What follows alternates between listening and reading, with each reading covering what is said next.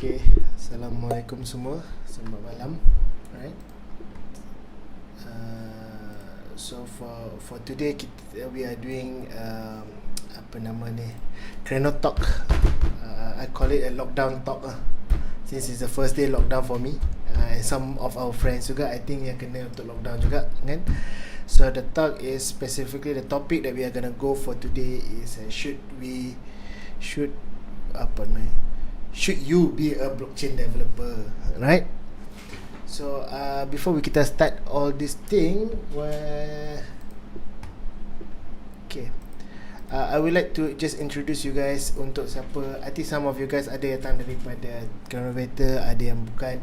So untuk just to let everyone knows that this program actually sponsored by KrenoTalk, right? So KrenoTalk is basically a tech skill accelerator program, right? So untuk sesiapa yang want to learn about programming, want to jump into programming, right? So this is a good place untuk you guys join lah. And on top of that, it's free, right? It's free, so it will be good for you guys to belajar lah, right? Untuk belajar dan getting experience. I know that some of you guys ada daripada program tu as well lah, right? So if you want to check out, just go to krenotalk.cc, then you can check out the program yang kita ada untuk the skill accelerator.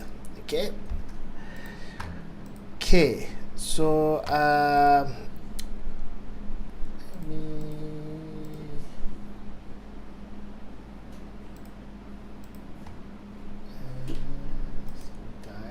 need to share my screen kan.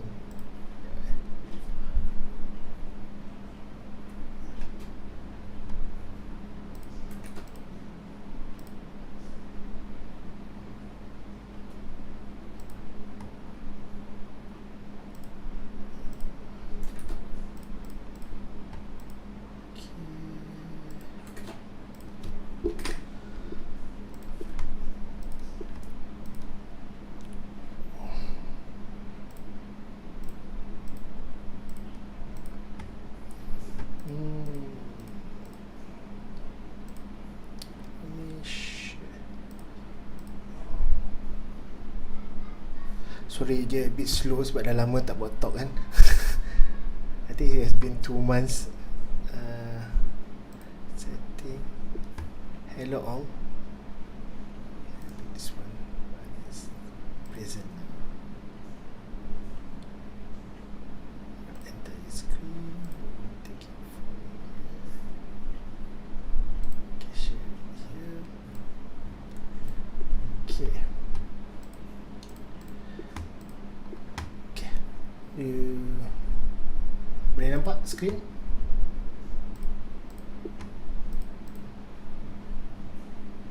Yes, alright.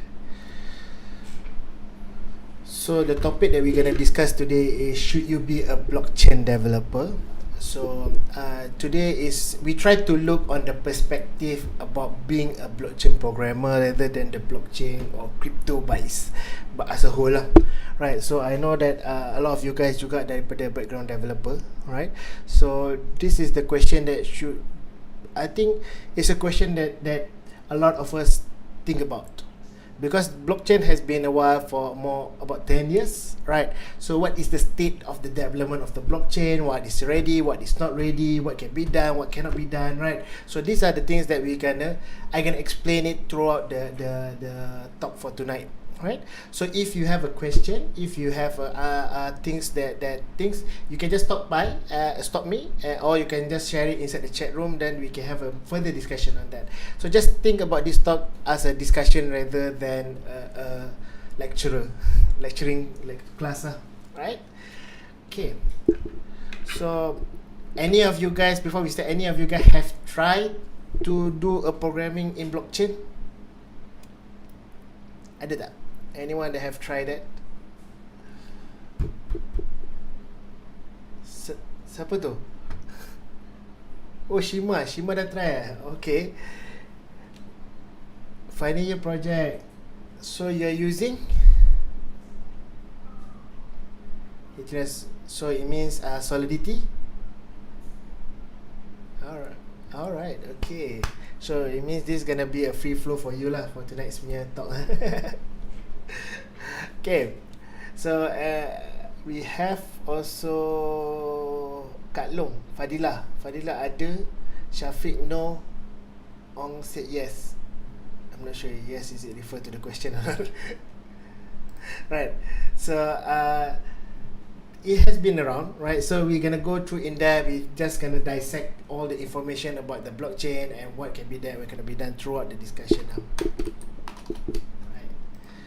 So as a start, that for anyone that doesn't know me, my name is Iqbal, right? Muhammad Iqbal Baharum. So I'm a software programmer, right? So you can check out my Twitter or my GitHub at Iqbal Baharum, right? For anyone that doesn't know me, hopefully most of people do know me.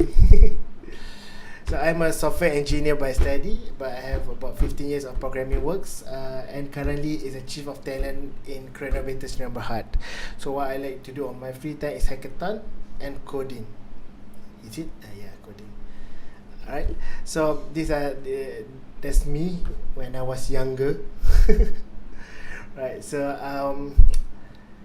all my life is about programming. I love programming, I love coding. I have been doing it for years. I started programming when I was 15 years old. I mean a simple HTML, a simple website design at that time, right? Nothing so fancy, right? But as we go along, that I start gaining more knowledge and more understanding about programming, then end up I have experience that working in one of a UK company before this as a programmer, as a junior programmer there. And after that, I have most of my time is that I spend a lot.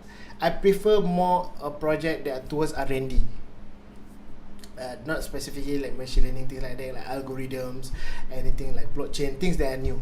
Right, I love to try myself on something new. Right, on lately for the past 3 months, I have been mingling a lot on this blockchain industry. Right, inside the blockchain industry, I've joined. I've doing internship in in one company there, like then I try to contribute on the open source project, try to get a hold about the blockchain. So hence about today's discussion about being a blockchain. Right, I mean what is the blockchain industry is all about. Okay. What is blockchain? I mean, we're gonna start it from the basic. So if anyone want to add up more information about it, just let me know. Right. As a basic that, okay, this is basically a very simple process that you can see lah. Right. So all this one thing that you guys realize about blockchain, that there's no central authority. Am I right? It means that the basic of a blockchain, that all of the computers, right, servers are being situated all around the world, right? So normally that we used to work inside our local computer, we used to work inside our AWS, inside the Google Cloud, betul tak? This is how normally system works, right? But right now the difference is that these servers are situated everywhere, right? One of the big concept that you can look at is basically, I don't want to touch about mining part. This is another process inside this node, but you can look it as the miner, right? So macam you heard a lot of news that this blockchain, the Bitcoin miner been attacked. I mean, they're doing all this illegal Bitcoin farming, kan? Dah dengar kan? Heard it before, right? So you can just imagine that every single item computer inside there is a server by itself. Every single one of it. I think this is the best approach or the best imagination you can look at, right? So it means that every single computer inside there is a single server by itself, right? But how this information works is that the server are situated everywhere. Right, at the moment, okay, for today's talk, I will be focusing more on the Ethereum basis, right? So, as a start that, so it means that all these nodes are situated everywhere. It can be a single person, it can be multiple persons, so no one have the authority of the server, right? So how it works is that every time we execute a processing, when we execute a processing, all this processing gonna be distributed to a different server. Means that the one that running our application, right? Normally, okay, just okay, to make things simple is that when we run our web server, when we run our application kat dalam komputer kita, we can see things as our computer. Betul tak? All the processing is done by our computers. Am I right? Betul tak? So, but okay, but for blockchain, the processing are being done in multiple computers with a single same logic, right? So all this logic are basically the smart contracts. Oh, sorry. The logic is the smart contract itself, right? So inside the smart contract,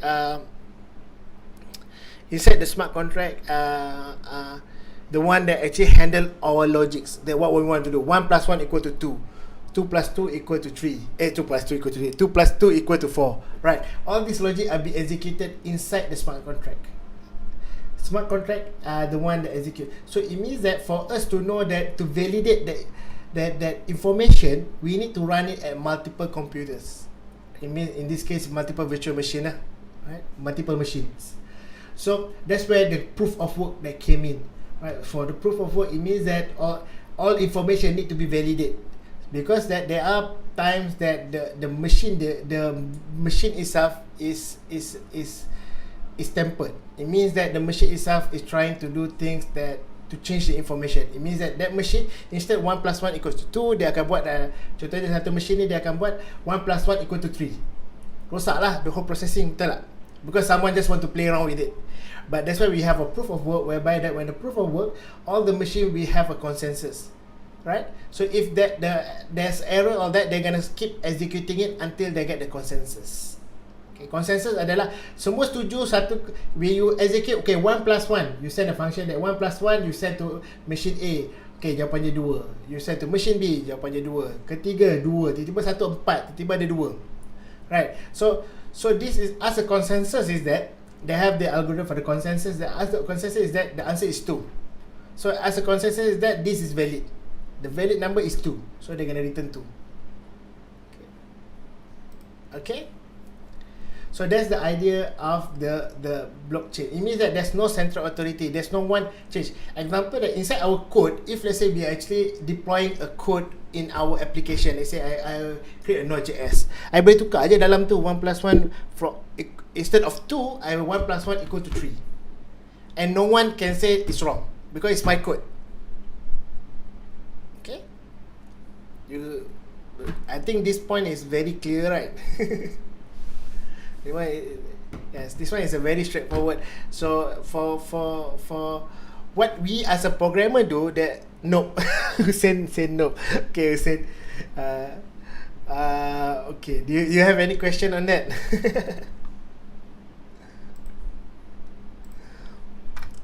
Teruskan. Okay, tak apa, itu kita boleh bincang tepi. Right, so the idea is that we as a programmer, can anyone tell me, we as a programmer, what are the things that we are working on?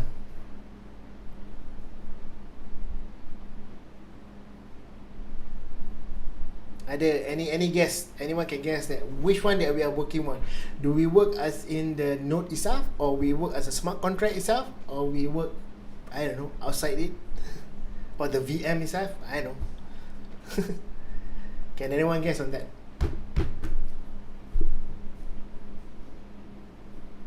Okay, no one.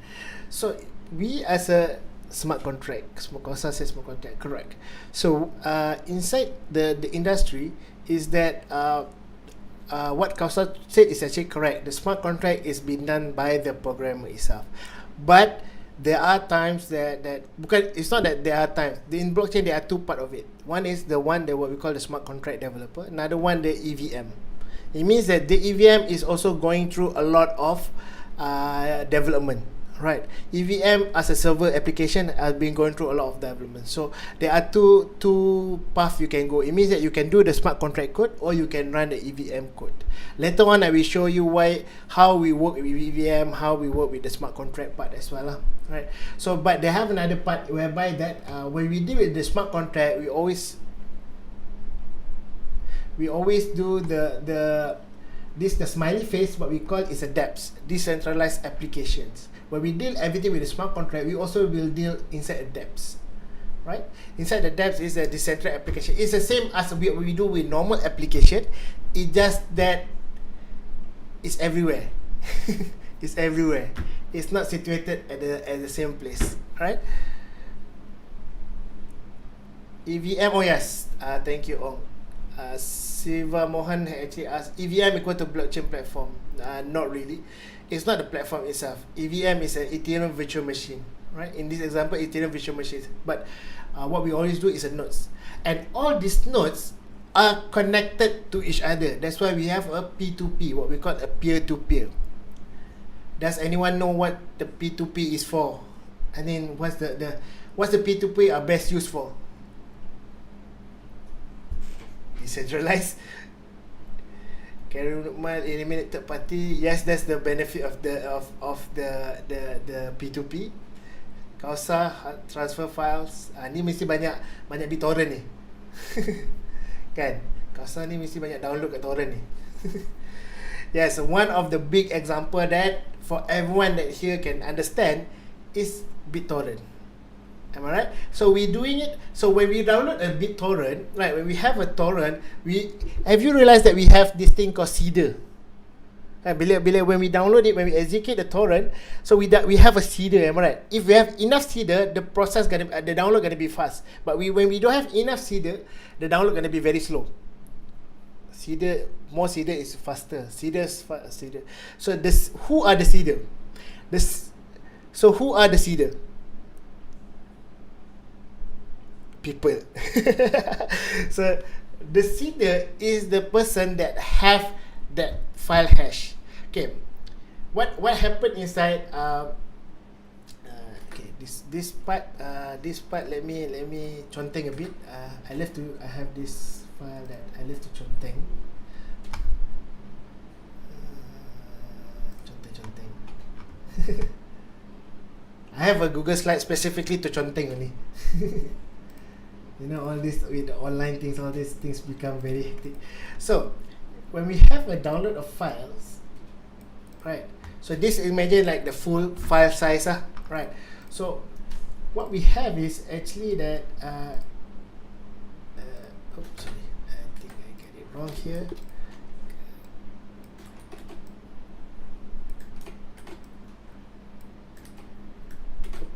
Okay, this is a block of file, right? So just imagine that this is actually for the rest of the file, right?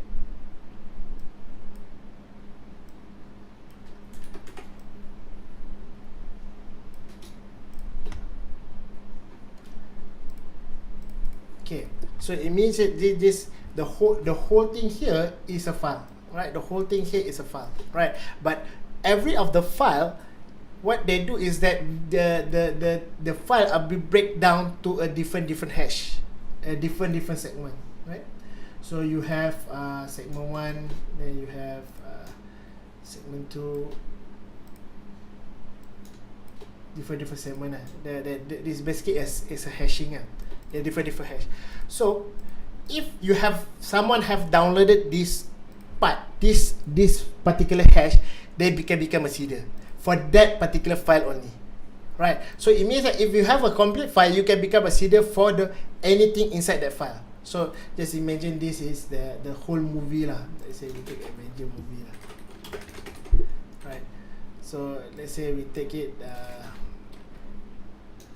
Endgame lah, right? Let's take an Endgame movie lah. So inside here is that if we take it as a movie, right? So I think the easier way to look at this is I know there's actually a much technical technical explanation on this, but I try to be try to be as humanly as possible the explanation. Betul tak ya tu? Non-technical lah. I know it's a for technical, but because I want everyone to understand what is it lah.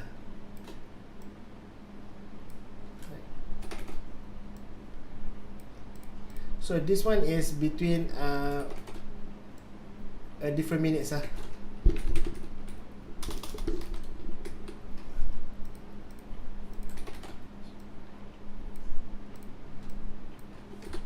example like that.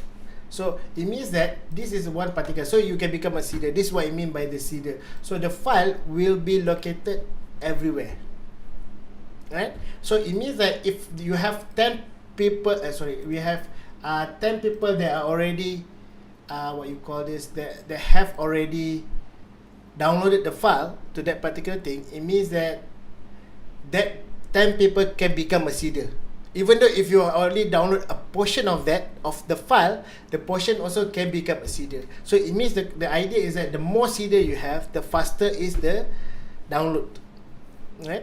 So the same things go for the EVM as well, for the P2P nodes. So we have, I think, 3 or 4 types of nodes, right? So there are processing light nodes, example, that actually only run the processing but doesn't store the information of the blockchain, right? There are nodes that are like a semi like, I mean not semi one, a slightly bigger nodes that actually store a last information of the processing of the blockchain, right? So it means that as it grow bigger, the node processing become faster, but they have a big nodes. Why? The reason that they have this big node, that's what we call the archive node. The archive node is important as the archive node will store every single smart contract that are in the system, inside the whole network. Okay, so inside the archive node is so big, at the moment the size of it is about 8 terabyte. Besar 8 terabyte? Tak kan? The size of the archive node is 8 terabyte. So what the P2P will do is that when try to do a process, 8 terabyte is very big. 8 terabyte of SSD, then you can imagine the cost of it. Alright, so it means that you need the archive node for the whole system to be functional. So there are nodes that are actually on the archive. There are nodes that actually done the processing. So what they do is that every time the smart contract are being executed, they will, if the EVM, it means the nodes doesn't have the information, they will look it up at the nearest archive node, right? Or if they have the information, they can start executing it, right? So the archive, so these are the types of nodes that are everywhere. I think they have 4 types of it, but I think for me, I do understand they have different type of it, but I'm not sure about the use case for that lah. So I'm not gonna go in depth on that nodes, right? So the idea of it is that these nodes are everywhere. These nodes are inside all this ecosystem, inside the whole network, right? So the idea is that why we need all these nodes?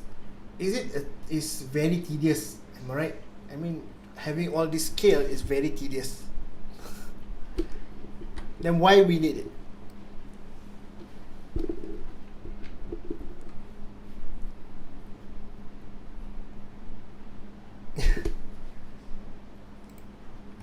Hash tables, technology.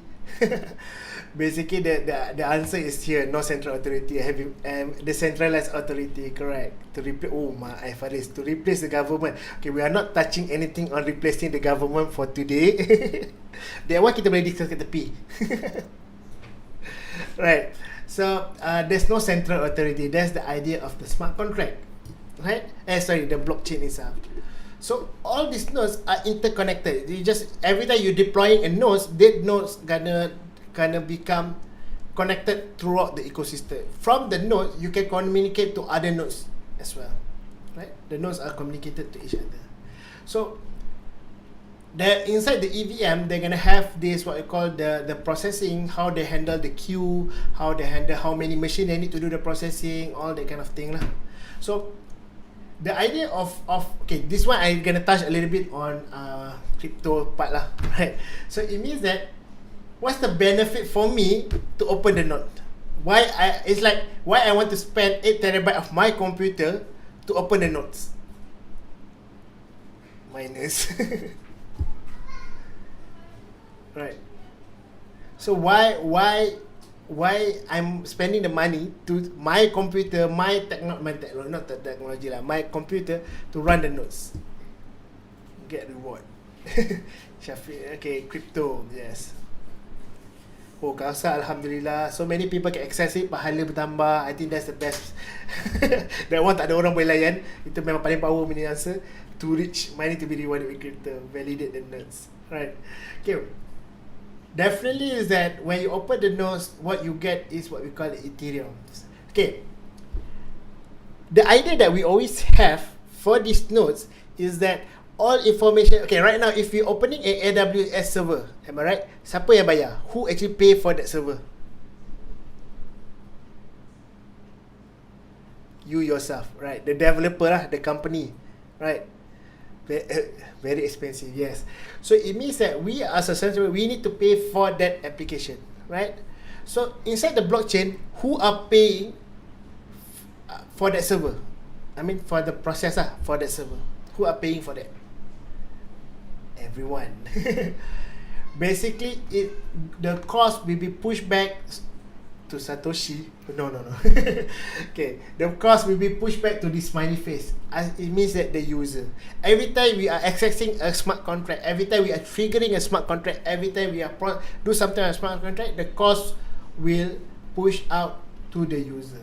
There are a certain networks. Okay, at the moment I think there are more than 20 type of networks. Banyak. We have Ethereum, we have BAC, we have Polygon, we have Cardano, we have Kusama, a lot of network. So every network, we have also the popular one is what you call this apa nama dia?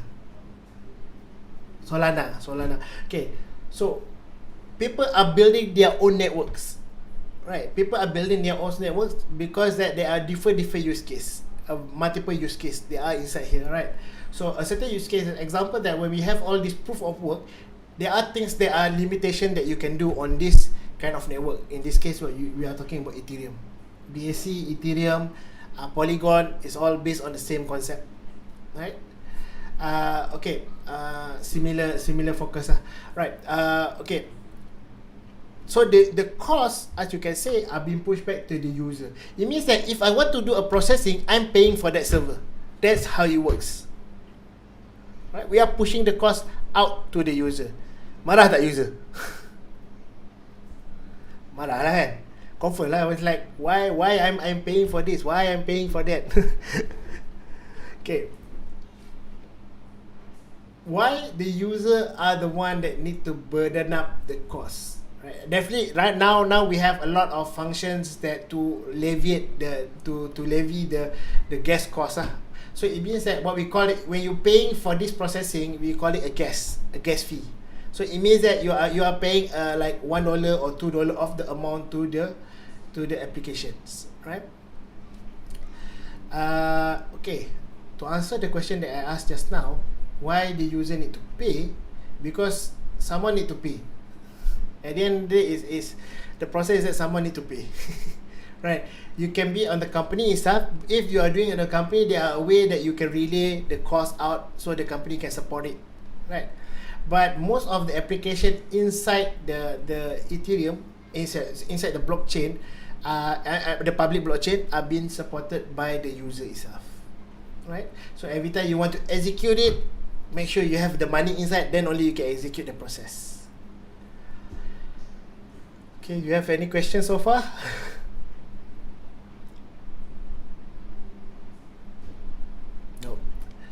So it's a bit. I hope that what I tried to show that then definitely that makes sense Kalau setiap kali nak test kena bayar. Yes, thank you Faris. So inside how we do a testing inside the network is different. So normally kita test everything locally, betul tak? I mean you can test everything locally inside here, but we have what we call a test net. Right, a test net. Oops, sorry. The Ethereum they have what you call a test net. One example macam kita ada Ropskin. We have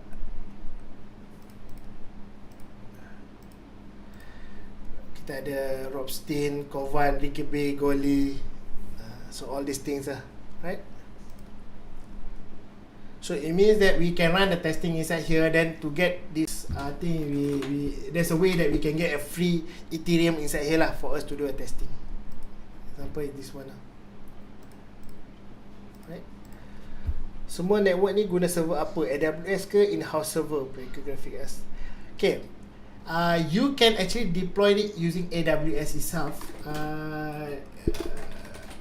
I know that you can use this, yes, because they will have this managed blockchain that you can choose Ethereum as one example, right? But there are servers, there are people deploying directly from the computer itself. That one you can use GethNet, Go Ethereum.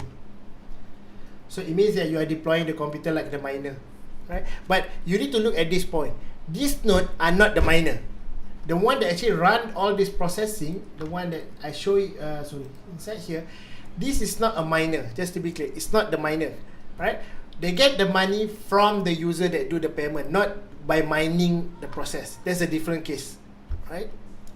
Miner will be located somewhere outside that actually, you need to activate the miner functionality lah. That one is that for hashing. The miner will be situated outside there lah, if they are the miner. But they communicate directly with the network itself, right? But for this case, I don't touch the mining part because of we are shifting it to Ethereum 2.0, whereby they are not gonna be not gonna be any miner anymore. They are not using the concept of mining anymore. So definitely, if you are actually mining Ethereum, it's bad lah. But if you are not mining Ethereum, you are actually a user of the Ethereum like me, it's actually really good, right? Because it dropped down the cost by a lot, right? Okay. So Ethereum is not just a crypto, it's a technology. Okay, just to be clear, it's a technology. It means that crypto is a use case that people using it. The Ethereum technology or the blockchain technology, they are using it to build to have the crypto. That's why I always call the crypto is the byproduct of the blockchain. Because that you want to execute, like example, you want to pay the people, you want to pay the miner, right? So the easiest way is actually you need to go through the central banking, you get payments, pay the things, KYC yourself. That's the easiest one, right? But because that in crypto, the data are being transmitted in binary, right? So you can have the process. At the moment, there are processes that you can convert in and out of your money in the crypto. But what we are looking at now is purely on the technology itself, right? What is the technology is all about? Okay, Kesa? Okay, why is blockchain? Alamak. I have a problem that I forgot to do animation for this page. Okay. Let me update.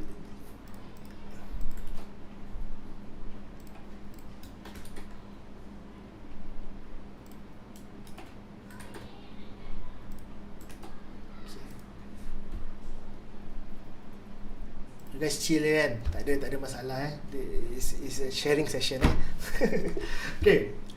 A lot of people are keep saying about the blockchain. Dah lah. Oh, we need blockchain for the future. We need blockchain for the government. We need blockchain for the banking lah, blah blah blah. Banyak gila you dengar. Betul tak? So just by googling about the benefit of the blockchain, you can see a lot of things people keep saying about encryption feature. Blockchain always secure. Transaction is done instantly, transparent, ledger, decentralized system, ledgering system. You can look at this security, inexpensive. I'm not sure about this inexpensive part. Time of transaction is less. Not sure about that as well, because that time of transaction for currently for BAC is less, but for Ethereum is about 15 seconds. 15 saat. Right. Efficiency in finance, definitely. Fraud protection, sensitive, IP, DAO. DAO is basically the voting system lah, the autonomous decision, right? Flexibility of usage, huge savings, greater trust. Okay, what I'm trying to say here is that this is what people keep saying. Betul lah? We as a programmer, when we do the study, this is what you always hear, kan? Blockchain is the future, blockchain blah blah blah. But what is it about? Apa benda tu? What is this? Betul tak? Have you guys tried to study about this kind of thing? Right. Transparency. Yeah, I mean, you're talking about transparency, that's good. But the question is that how to do it? I mean that if you are talking about transparent, then if I put it on healthcare, on the medical record, then everyone can see my medical record. Is it that kind of transparency? Mahdi ICO, okay, that one no comment. Right. Or you are looking at like for transparency lagi, the government process. Do you want to see it? Or you want, okay, kita jangan cakap apa, banking. Fadila said verification. Yes, you are talking about verification. Then the question that have in mind, what is the verification? What you're looking at? What do you want to verify? Right, what we can verify. Sharifah Hashimah, key tu apa? I mean, I know key is key, tapi hash key, okay, tu dah masuk technical. But the question is that, kenapa kita kena pakai? Why we need this blockchain? Why? I mean, the hash key is the technology behind it, yes, but that's the crypto hash, right? But the thing is that why we need to use this. So these are the information when I started about immutable. The data cannot be changed. Immutable. Okay, Lokman said betul. So, but the thing is that example, we look at one example. If these things are good, if let's say we are using this for our what we call this apa nama ni? Vaccine distribution, right? Does it gonna work?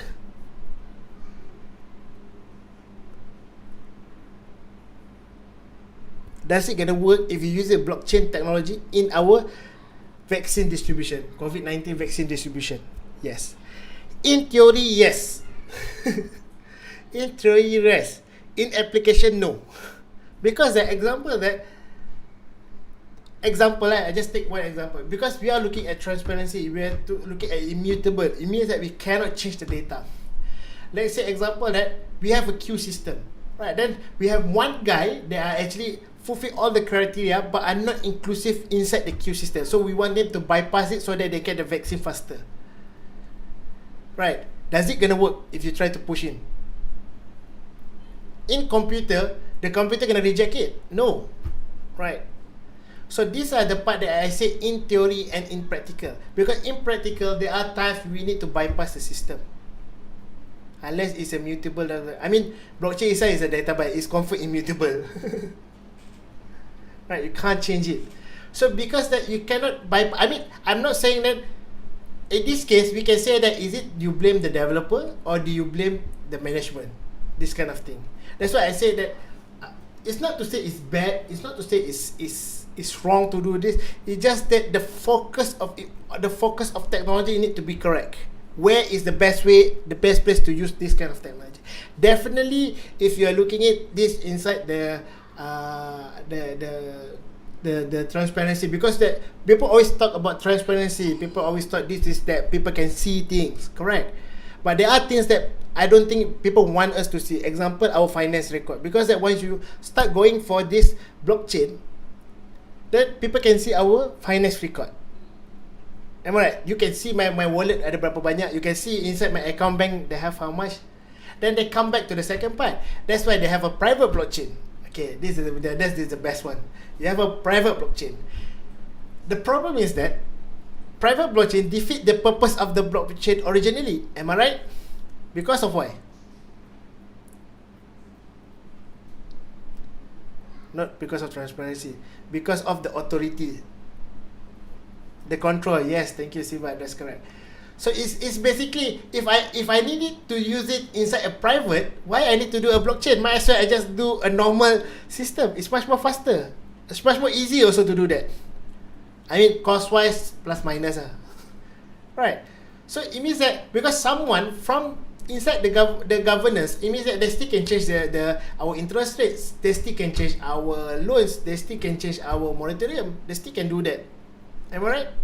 Because people keep talking about this private blockchain, but I cannot.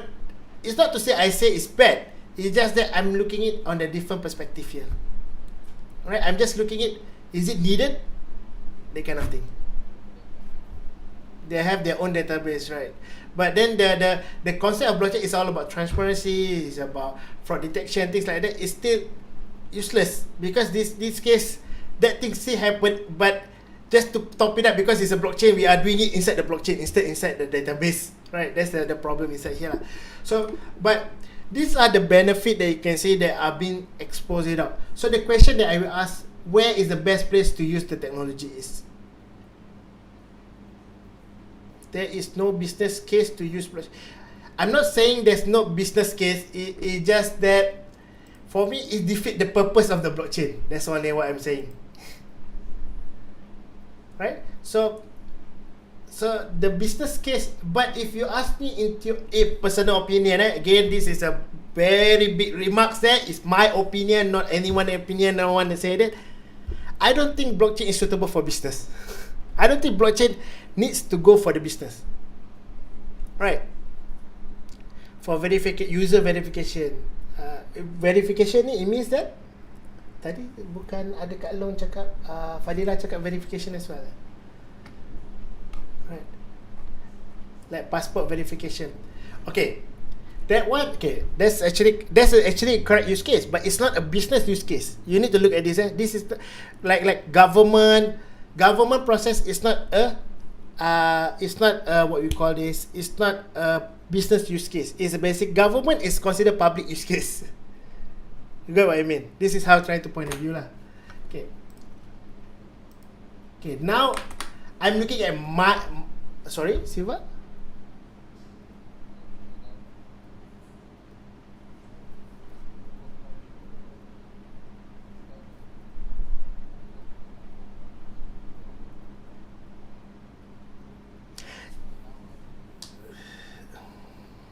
Oh, okay.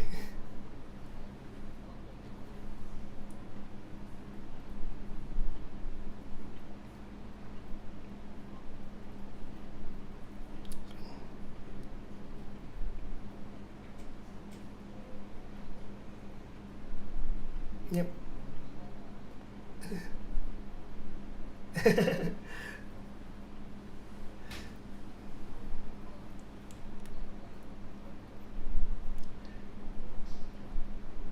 But yeah, that's correct.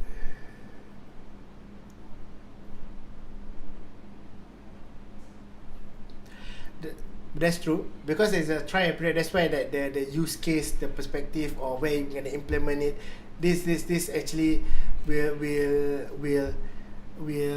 make the difference. Am I? But it's still trying. I know what you actually mentioned is actually correct. A lot of people still trying, but they try to figure out this on the perspective. Right, they try to figure out the best way of implementing this, because that blockchain itself cannot be denied. It's a technology. It's a good technology. Right, crypto is the second part. Right? Again, I keep emphasizing crypto is second part.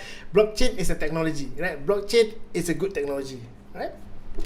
Okay, this is my point of view. Again, big remark. My point of view. Why blockchain? Right.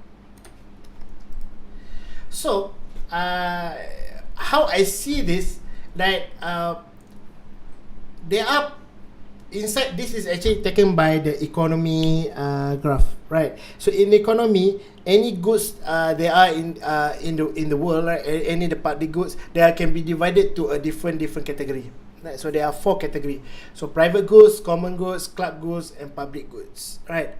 So as you can see, that private goods is basically that our own car, our own food, our own how we spend things, right? Common goods is basically like you can see like fish stock, timber, and coals, things that are mining. People that are actually out. Basically, you can see here rivalrous and excludable. Not excludable. Excludable, it means that it's my car, right? It's my car, so you cannot use my car. Things like that. It's mine, right? So club good is basically clubs cinema, private park, satellite TV. Only a certain people that can have access to that kind of services, to the access to that kind of goods. Like this part, like common goods, is basically is everywhere, but you cannot access it freely. How example is that timber? I mean mining coal. You cannot have two company that are working at the same coal mine. Right, that's why they still a competition, right? So these are for, but they have one. They are what we call a public goods. Public goods is considered like our public goods is used by the public, right? Freely accessible, and no one have control. I mean, in this case, example is the government. I will call government will be under the public goods. Right? So this is the example of the public, so clean air, defend, light how public park, street lamp. Because the question is that who are paying for our light bulbs? Street lamps. Who are paying for the park? Who are paying for the hospital? Who are paying for the sanitation? Right? We as a citizen need to pay in terms of tax. Am I right? So, but this also can look at as you increase it, that the knowledge, the learning, the education, right? So this is a very broad scope that divided in terms of who should pay and who shouldn't pay. You get? Because right now inside, this is the part that you can look at. Even like for learning, right?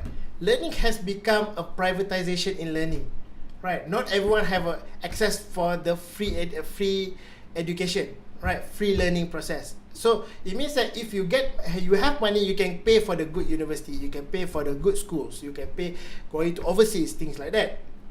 Alright? But if you don't have money, then you just live whatever you have lah. Right? So this is then you look at the national park, our national beach. Right? So you have a beach. So who are paying for that maintenance of the beach? Definitely is the council. So council get it from the tax. Okay. So as my point of view, that I think this blockchain can make a really good use case in terms of this, right? On the public goods. Example, you can see like how the learning good works, how the unbanks work. I mean that remittance, right? Paying the remittance, right? Now with the blockchain thing, is like because the crypto, all these remittance, we can do the transfer anywhere in the world. Am I right? For free, for just paying the gas fee lah, $1, less than that, a few cents only, few cents dollar, right? So then there are parts that I gonna share you on the use case as well. How this thing gonna change how we think about the world, right? The use case, right? Sharifah Hashimah said transparent and traceable on the supply chain. Yes, people keep saying about the supply chain, but who control the supply chain? That's the question that I be asking around. It's like I have this question that yes, people say blockchain is good on the supply chain, correct? But the problem is that who control the supply chain? Because whoever that control it, control the network. You need to remember that for us to build, to this point, if you can see that this blockchain thing is that it's a network by itself. Betul tak? It's a network. It means that for you to create the application of it, you need that network. So the question that in mind is that who are creating this network? Right? So these are the things that should be answered. Right? A good example that you can look at this on the supply chain is a bit tough, but we can look at the government, how the government can utilize this blockchain per se lah. Right? So example that we have a JPN. Am I right? A JPN. Jabatan Pendaftaran JPN, Jabatan Pendaftaran Negara, that hold all our data, that hold all the citizen data, all the people data. Am I right? So right now there are another use case that okay, now the hospital want to integrate a system for the citizen healthcare system. How normally that people use that? Before we go to the use case lah, just sharing on this part. How do you think about the implementation to do that? Right now, in the real, what we're happening now without the blockchain. Right now, we have two different departments. One department is Jabatan Pendaftaran that hold our data. Then another one is the Jabatan Kesihatan that want to build our electronic medical record. How this data have been transmitted?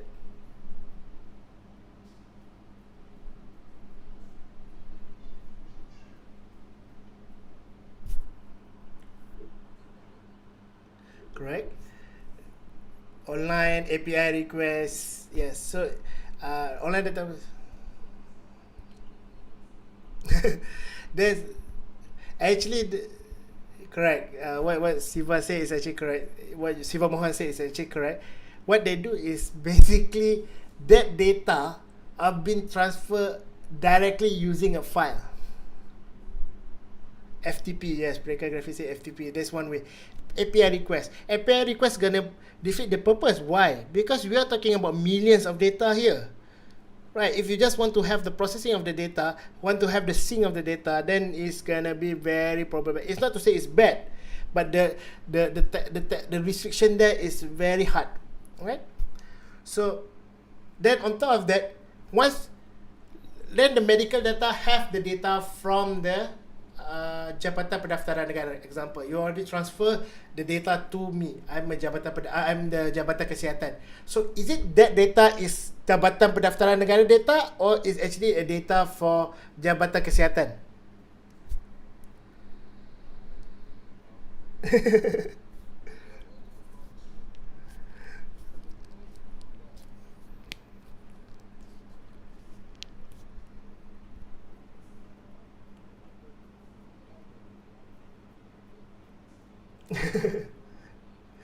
Yes.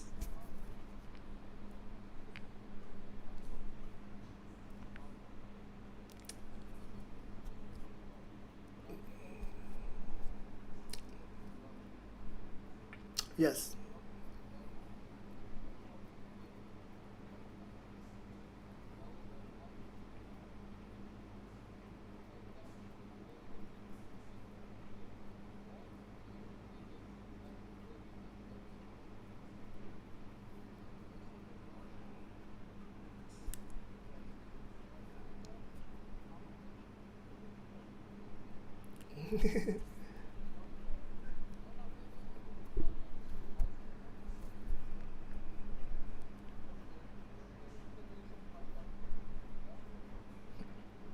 Agree.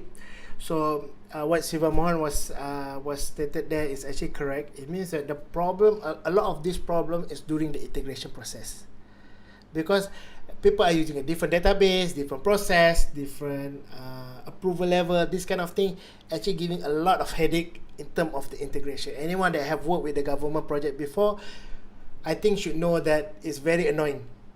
Right? It's very annoying to work on this process. So if you look at that process, then the process of supply chain, the process of medical, people are talking about banking, it's the same process. I mean, banking will be a lot better in the sense that because when you're talking about RHB alone, they're only working with RHB only lah. But how about the cross banking system? Right? So these are the problem that I see that is the one that restricted what the current problem. Another thing is that when you talk about the integration, there's a rules inside the integration. Then you have JPN have their rules, the Kesihatan have their rules. That you go coming with different agency have their rules. So these are the things that make all these things very annoying. Am I right? But with the technology of blockchain itself, it can be solved. Right? How does it solve? Example, right? Right now, we are saying that JPN own the data, but in general, the data is owned by the government. Am I right? The government can create their own networks that actually have a sharing of information. So rather, example that if let's say I'm a Jabatan Pendaftaran Negara, why I need to request the data from there? I can just open another nodes, right, to do my processing, then whereby that the data are being automatically synced with the archive node, whereby the archive node will be belongs to the network lah, whereby the government. So anyone that update the information throughout the blockchain can be updating the information at the same time. So that's why I say we need to understand the main focus about the distribution here. It's not a problem to, government will be the good example to have their own private network, because they have a lot of agency, they have a lot of party that involved on this, right? That everyone want data here, and especially JPN data is one of the one that people really wanted, right? So JPN can become the archive node that anyone else just accessing the information rather than transferring or syncing to the system itself, because the data are gonna belongs inside the blockchain, not to the department or agency itself. Right? This is one way you can look on that.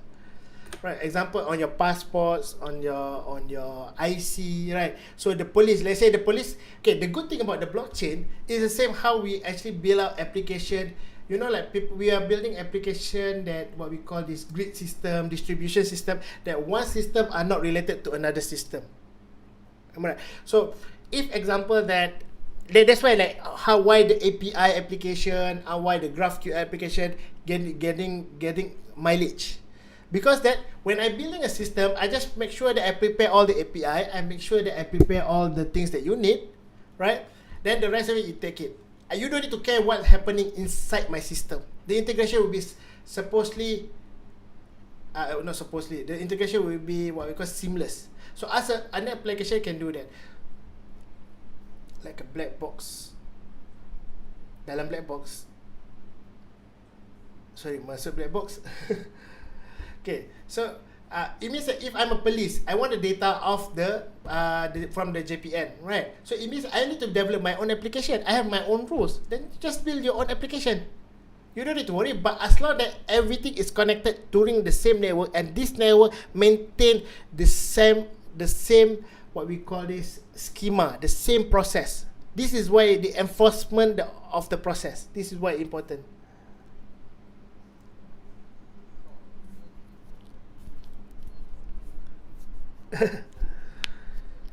Correct. Yes.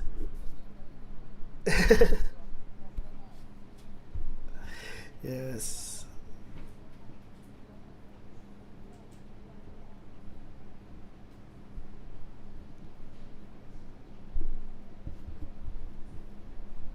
Yes, correct. So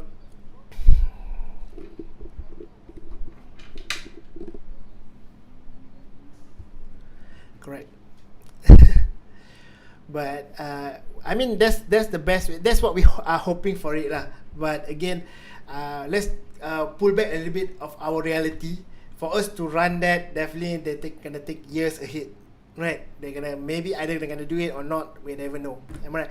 But this is a year ahead. So let's look what we can do now. How this thing can actually help what we have now lah, right?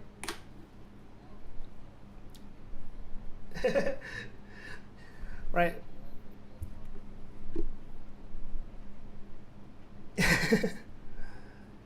That's yes, but definitely because the thing is that for you to deploy all that, to work on that is a very high level lah.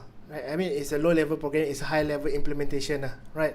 It's a big implementation because that's involving with a lot of agency, a lot of process that I don't think is too big lah. Okay, let's put that aside. Let's put the government thing aside. But one a good example that we can look is the government that can utilize it. But let's look what they are now. The state of the technology now. It's much easier we look at that point, right? Okay, because people don't care what's going on inside the system. Ask your name, get a name from the system. No, it's not. It's a black internet network.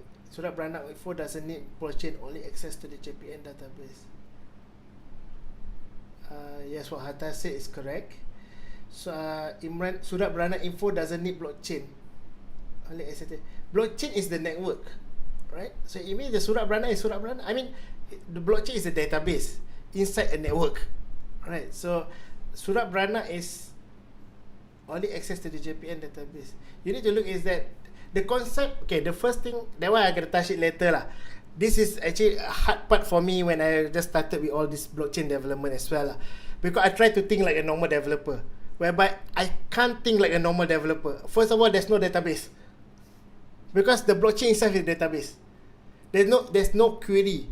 I mean, there's no database. I think that's the mindset you need to put at the beginning. But I'm going to touch that a bit later. Yes. I work with Ethereum project. At the moment, Solidity. Yes, correct. Oh, right, that's good. That's good.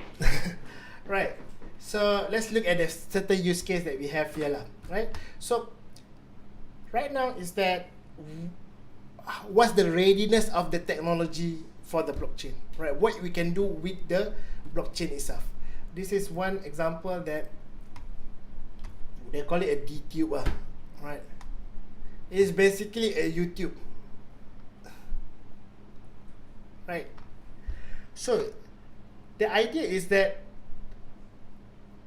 okay, before we go in depth on that, this is basically a detail, but this is a integration between on-chain and off-chain. This one have a database, right? Is under, I can't remember what's the network for this part. So the question that you ask is that what is different with YouTube? Am I right?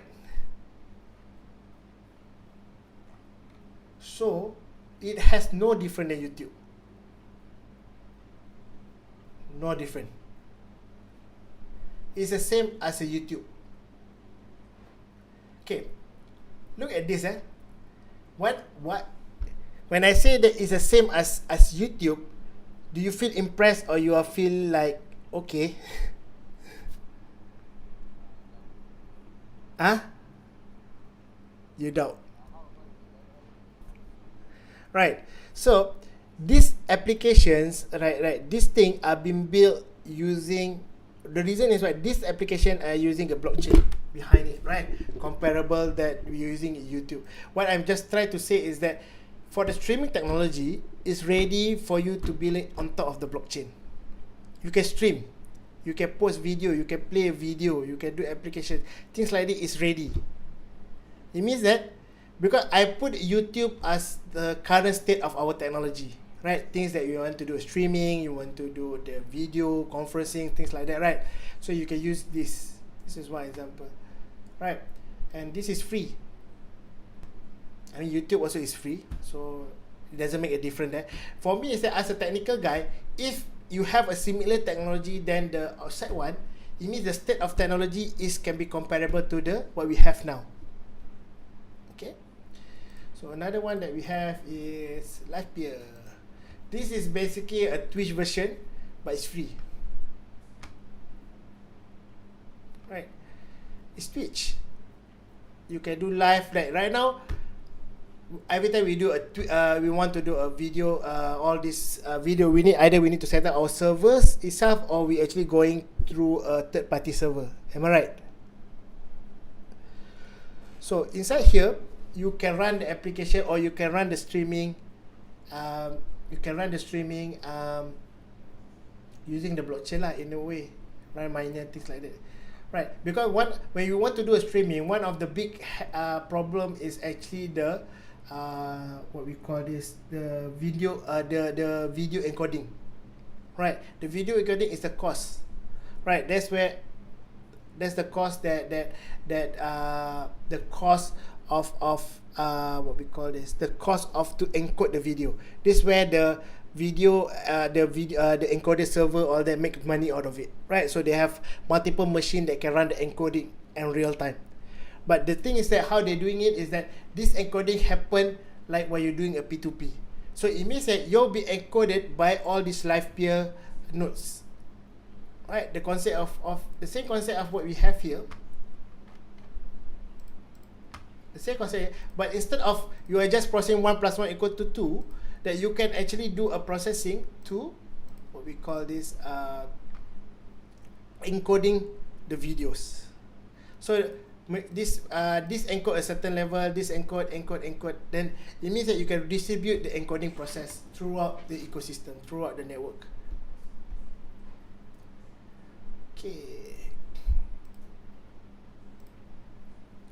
Okay, then we have YouTube. Lifebear ni tak ada governance ke, tak ada company yang control. Sorry, ada bazar dari performance, ada bazar. Basically as of now, when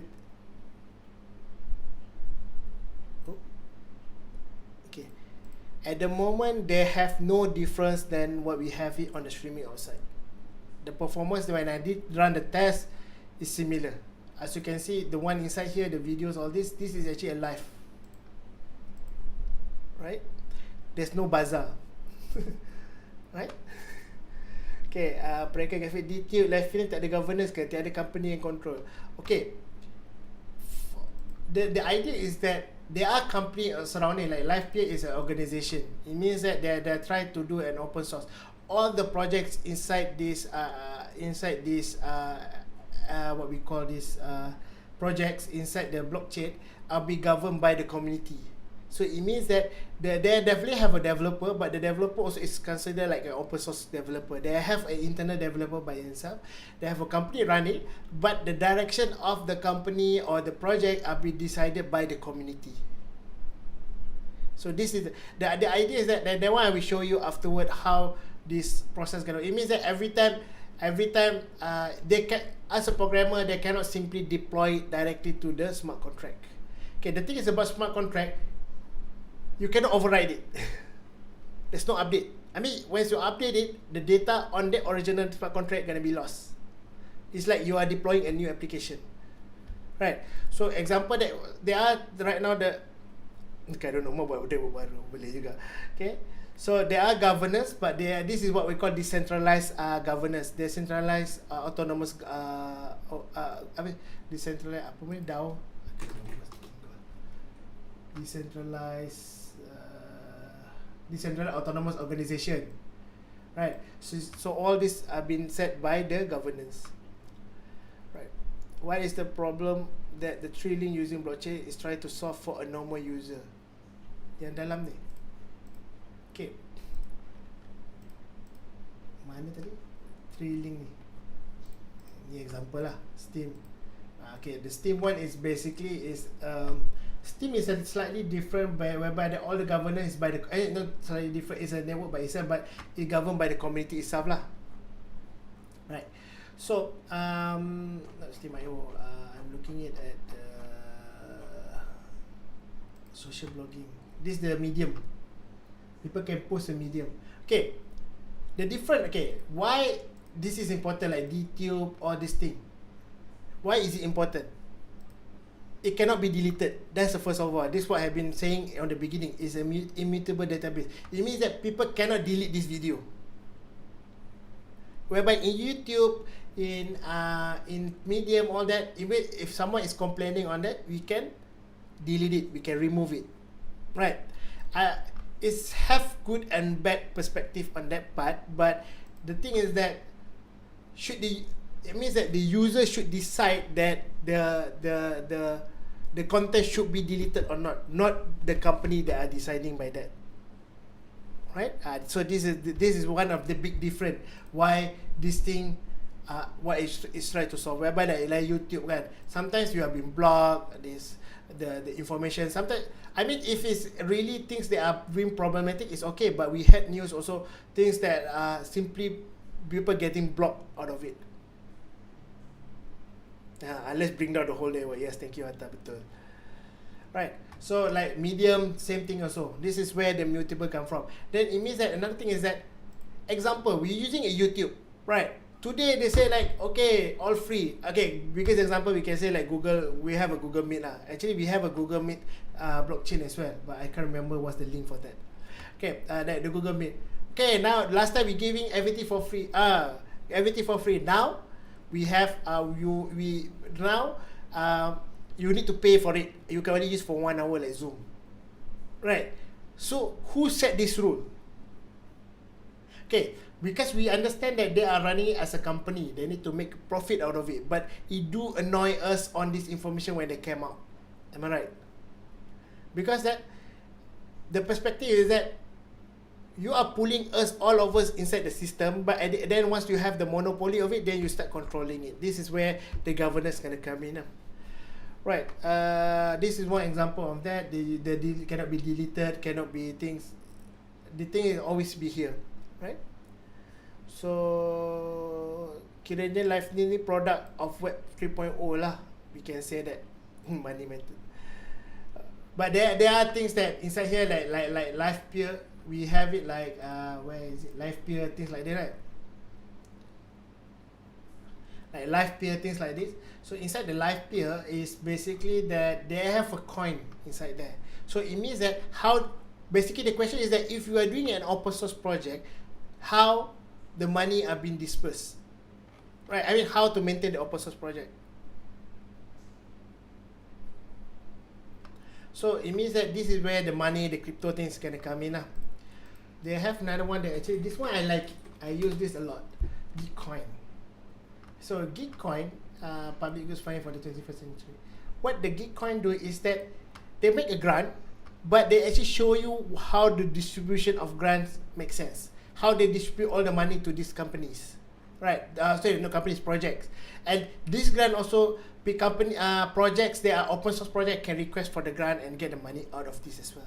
So it means that where they get the money they get the money from Funders League. I mean, they get the money from a lot of these big blockchain company lah.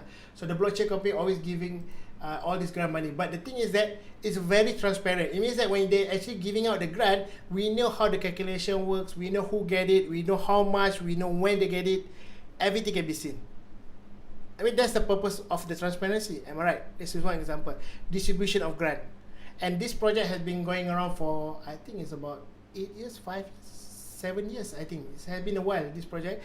And this project has helped a lot of this open source project in the blockchain itself. So that's why blockchain promote a lot on this open source, because they can get the money out of something like this. Contoh macam Twitter remove account Trump. There's one example lah. Money matters. I'm not familiar with blockchain, but if you plan to develop it, it's just solving one part of the application or the whole application ecosystem. Okay, this is a bit tricky to answer. It's not just solving one part. Okay, how you can look on this is you can look this as a separate project. You can look of this as separate use case. That's what I've been saying on the beginning. It's not to say that like I said, the current development that we have is still good. It's good enough. Like I said, if you want to do on this banking system, all things is good enough. There are certain use cases that we can do blockchain and actually make it a lot better than others. Alright? I hope they answered the question. I did. Okay. The current match is 50 cents. So they do a verification. So it means that anyone that get a grant, currently that we have this process of getting the grant, all this dissatisfaction, all this grant disbursement are very annoying for us. Am I right? But what they do is that before they disperse it, they already come out. Okay, this is the formula to do a grant, right? Anyone that get following this formula, everyone can know how the formula works. Everyone have the variables of the formula. Then we can calculate by themselves to know that how much the project gonna get. This is pure transparency if you look at it. Right. Another good thing that is a Filecoin. Filecoin is actually under IPFS. Sorry. So this is one of the good things that gonna change a lot. Okay, we are talking about storage. Everything that we want to run application, we need a storage. Am I right? Storage is very important. We need that S3. So inside here, there are things what we call it is IPFS. So where does it they store our file? They're gonna store it exactly like how the torrent store our file, everywhere. So when it's stored in everywhere, what does it mean? It cannot be deleted, right? It's not to say it's good or it's bad. It's depending. I mean, there's still a function for you to delete it in all the copy of the files. You can do that as well, right? So IPFS will be a good example. Where is it? There's still the content. I mean that for now, like gaming, when they store like their gaming asset, like you want to store a database, you can store the images, all using IPFS. And the best part, IPFS also work to deploy a web server. Right now, inside a web server, we actually using things like macam AWS to store it, right? Or if you're not using AWS, kita pakai apa? Netlify, kita pakai apa lagi kita boleh pakai? Banyak kita boleh pakai, right? So a lot of things lah. I mean, we AWS, S3, all that lah. So but right now, you can host the application inside this, right? It means that this one is like it's a same thing as you deploy inside the S3 lah. So, and the best part is free. And you can use your own domain. You don't need to pay for the domain, you can get it from the ENS. Right? So it means you can point it to a hash. The IP is hash. Right? So dalam ni lah. So this is one example. So it means that the state of the technology is there for us to work things, right? It is for us to deploy application, for us to write the streaming application, for us to run with the database, kita nak simpan file, we want to do uploading, semua dah ada. Everything is there. Okay? So it means the state of the technology is the state readiness is that there are enough for us to do an application, a dev application. That's why they call it decentralized application. So it means that like your website cannot. It's not you don't want it to be deleted or things like that. The question is just that it help us if let's say that like example that what happened for I think 2 months ago, a month ago, 2 months ago, whereby the AWS in US down, the server is down, right? I one of the Twitter that I read macam very funny lah, kelakar dia katakan because AWS down, I tak boleh kunci rumah. That's what it misstated. Because everything is all technical, right? Everything is about technology. They already integrate their house, the door to the cloud. Then the cloud down, down, then the whole thing inaccessible lah. Right? So this is the problem of the current state of the technology, because the reliance is too much on a single party. So this technology is the one that distributed the reliance on multiple party. Definitely there are projects like IoT, there are projects, you can do the IoT project inside here, you can do this, a lot of other things lah. Right. So these are, what I'm saying is that the state of the technology here versus the one that we are doing it in our development is about the same.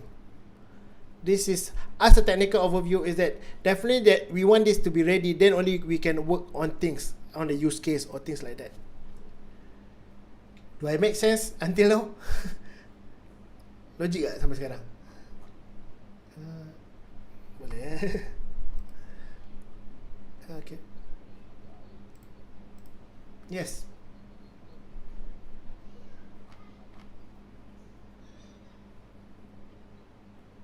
There are a function that for us to delete that file lah, but you need to be the owner of the file or something like that. I know that you can run it, but I'm not sure. But what happened is that most of the time people don't do that lah. People don't do the deletion because that how the file have been seeding is depending on the they have the algorithm to run it lah. So it means that when the people need that file, the file is accessible. If let's say the file are not being accessed consistently, it will be stored somewhere like an archive.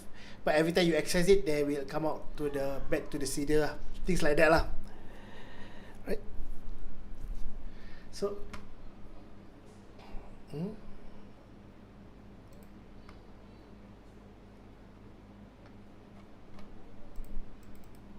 correct. So you need to look IPFS different than Ethereum. The Ethereum will store the what we call the hash, right? Will store the address for the IPFS, the information, the content, right? So it means that the Ethereum cannot be changed, right? The IPFS can be changed. It's a different one.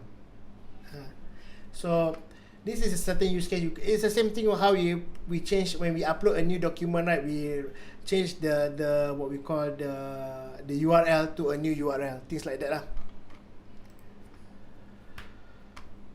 Okay, so apa lagi ada example? User ThreadDB, this authentication, mailbox. They have identity, things like that lah, but I'm not going to touch on that part lah. Right? So one of the good thing is that the technology that I'm working right now is things like this lah. Okay.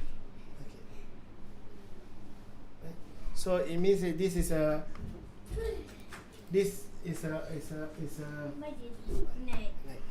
so this is a bit slightly different that whereby that we can stream a payment.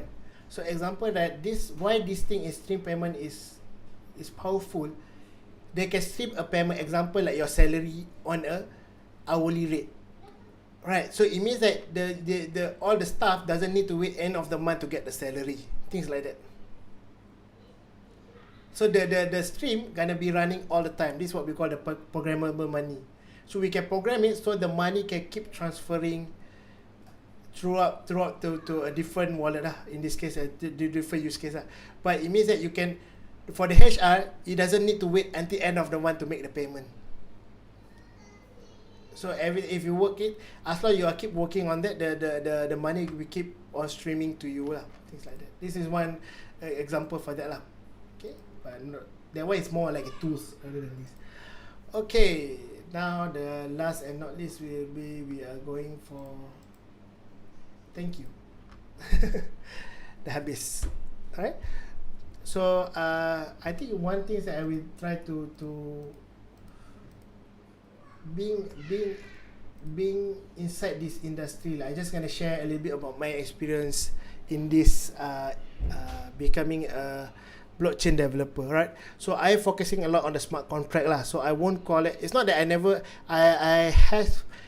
actually helping in one project that is on the blockchain itself. Is actually for indexing, right? But to index the blockchain, just to be clear, even though blockchain is a database, there's no indexing inside. So it means that if you want to find a certain information, it's towards ridiculous or impossible. You cannot just simply search. This is a huge database for you, 8 terabyte of database to be searched. Then is there. So that's where there are projects like the Graph. They are doing it to what we call this indexing the blockchain. This is to index the blockchain, right? So things like this to index the blockchain, right? Right. So actually, when I was just started, this is just on my experience. So when I just started with this blockchain development, right, one thing that came in mind is that I tried to think like a normal developer. I mean, I came from the full stack development background, right? So I try to look things as similar as a full stack. I try to understand it. But what I realized that I waste 1 month because of that. Because that the idea is that, okay, just example, right? Do you know that for hours inside, if we want to build a certain application, it took us about 3 months to 6 months of development. Standard betul tak? That's a normal one, right? So in blockchain we are looking at 2 to 4 weeks of development only. 2 to 4 weeks of development. It's like, at first it sounds like really crazy, but once you go in, it become possible. I mean, let's not to say possible, it become logic. Because of inside when we build an application, we need to make a user development, we need to make the foundation of the system, we need to take care of the core of the functionality, the background, all the things semua kena buat. Betul tak? All the things need to get ready. That one also gonna consume about one month, 1 month and a half, 2 months, right? That part is already concerned. But the first part is when we do a blockchain, anything that related user, there's no more. Take it out. We just need to focus purely on the logic je. I'm gonna share you one of the project that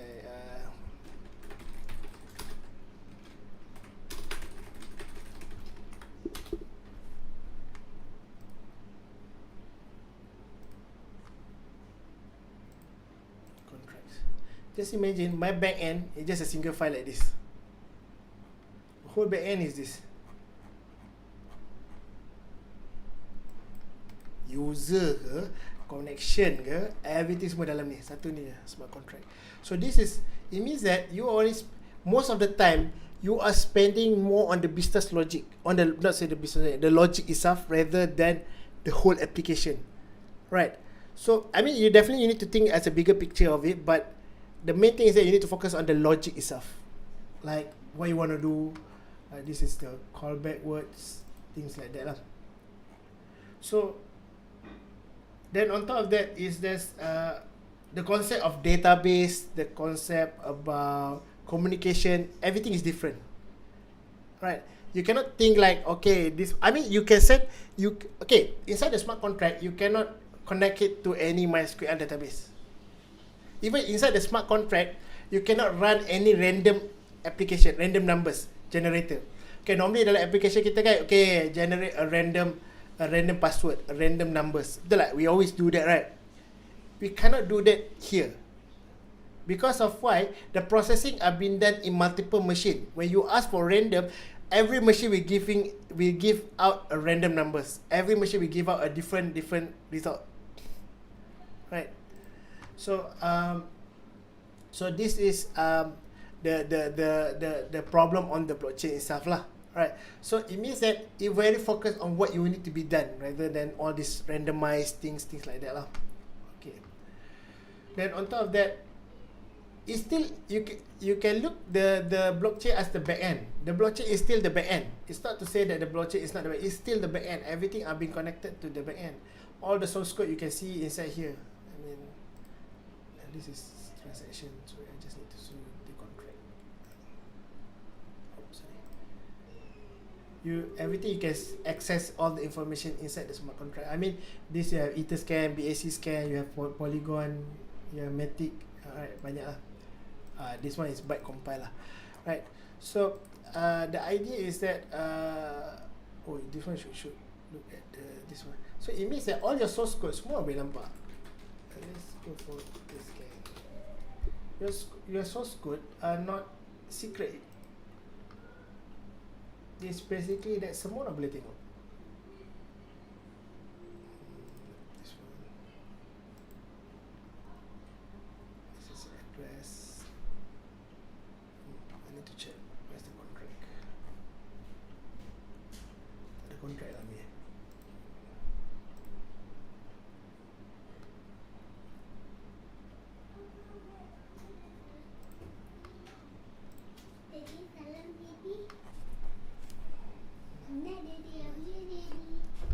Nampak? All the source code semua orang boleh nampak. Semua orang boleh baca.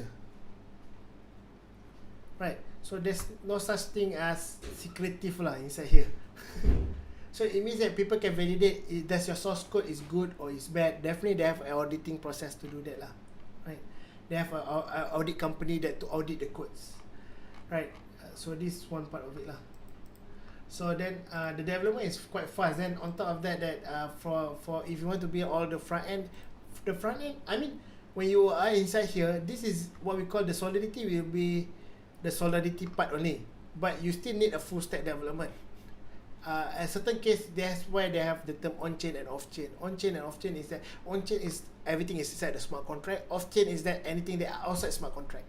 So there are projects like the actually chain link that actually link up a smart contract to the outside. Okay, one good example how to see this example that you actually making up, not making up, you build a smart contract that for your wasiat. Apa benda dalam bahasa Inggeris lah? Lupa lah wasiat dalam bahasa Inggeris. Will. Yes, thank you. To make a will. So inside the will, you are say that once I die, 20% of my property gonna go to my wife, 20% will go to my kids, 20% to go to, okay, bagus. Right, that's good. But the question is that in mind, macam how the smart contract know that you die? You dah mati. Tak ada cara kan? Someone need to tell that, okay, this guy die already. And then I want to execute the smart contract. I need to click the button, click smart contract. Whereby the smart contract should be automated. It means that once it die, then they automatically disperse. That's why there are this project like called macam Chainlink apa, that to link back the smart contract to the outside world.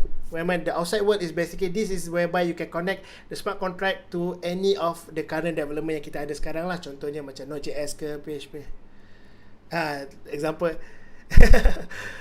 One good example is that link to the JPN, things like this. So it means that we can still use our development tools that we have now to connect to the smart contract. What we are doing now, we still can link it together. The smart contract only execute on a certain portion of the application, not all the portion of the application. Right. So this is what we call on-chain now.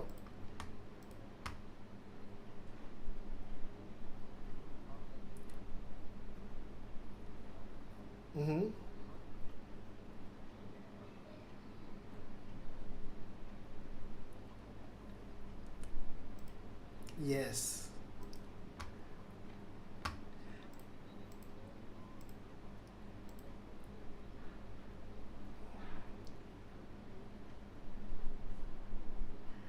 Okay, that's correct.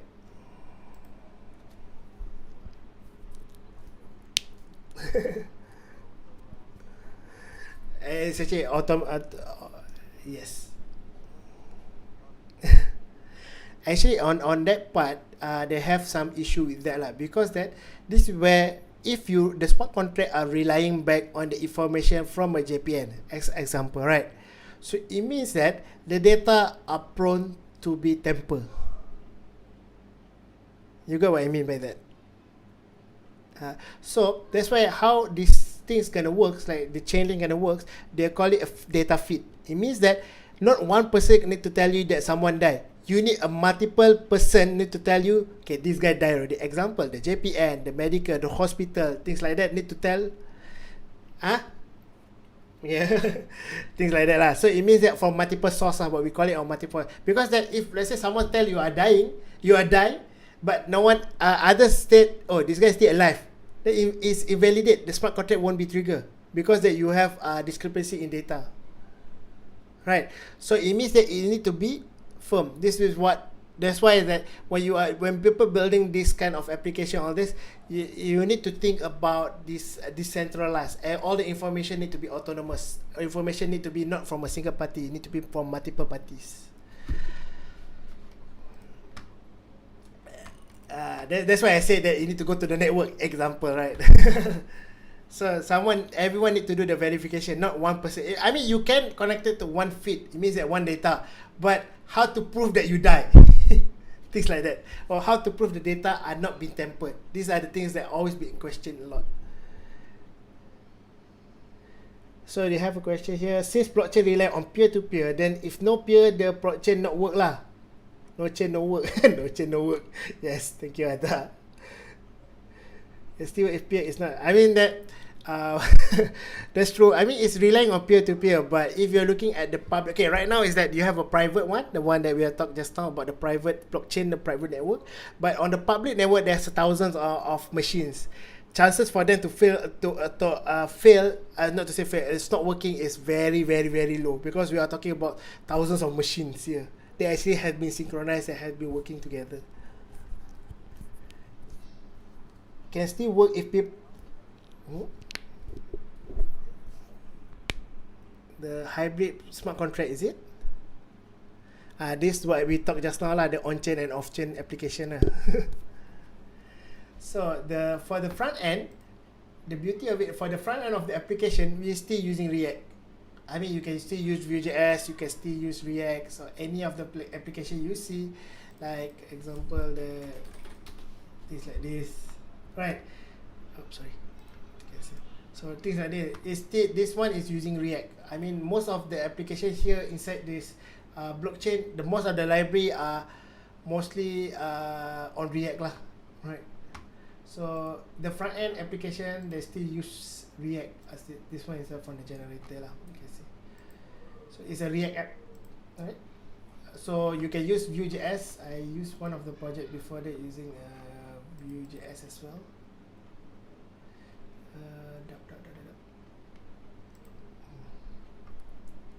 You can use Vue.js also if you want.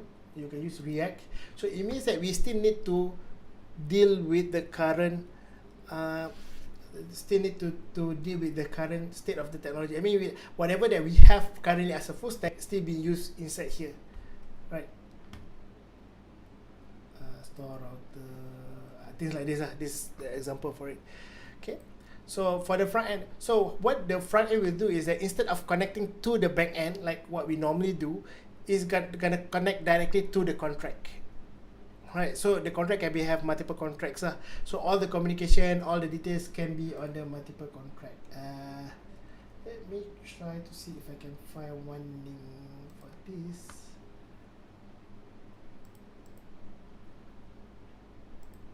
Like this. So it's linked back to the smart contract. So event, all that, still on the smart contract. So instead of we connected to the back end, we are connecting it to the smart contract. So for the smart contract, you cannot, okay, let's say example, you are deploying an update version of a smart contract. What happened is that the old smart contract will be invalidated. Okay, this is the problem. It means that when you try to deploy things, you need to make sure it's right on the first time. Because that example that if you try to run a new application, any data that have been stored inside there gonna be gone. Okay, hilang. Okay, so this is actually how the immutable works. It means that every time we deploy, we actually deploy a new chain, a new block, right, a new contract. But that's why we need to point to the right one. You cannot deploy to the exact contract, the last old contract. So let's say like example that if you working on something yang macam our normal development kan, we have some errors, so we make a repair and we push a new one to the server, betul tak? So dalam ni tidak boleh. So that's one of the big problem dalam blockchain lah. I mean that's why you have the immutable part lah, I guess. So it means that that's why the finance all that try to look on this like verification. People cannot tamper to the data. That's why I said look at a correct use case. Then if need to define success/fail criteria. Yeah, talking like a lawyer here. Thank you, Hatta. Blockchain ni ada IP address tak? Okay, blockchain tak ada IP address, tapi dia ada hash.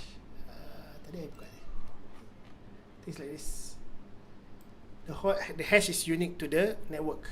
So everything that we are pointing it, we need to point back to the hash. Every time we update the smart contract with a new block on the front end, we need to update the address also on the front end part. Yes, we need to do that. Correct.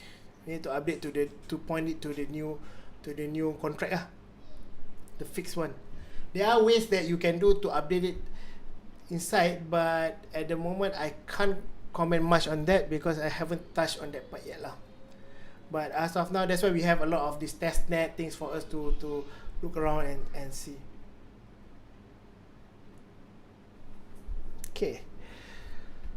So it means that as to stated that this means that the development for the smart contract and the normal development that we are working in is still the same development, right? We are not looking at jadi programmer solidity or blockchain programmer is gonna be a different than what we are working now. No, it's still gonna be the same.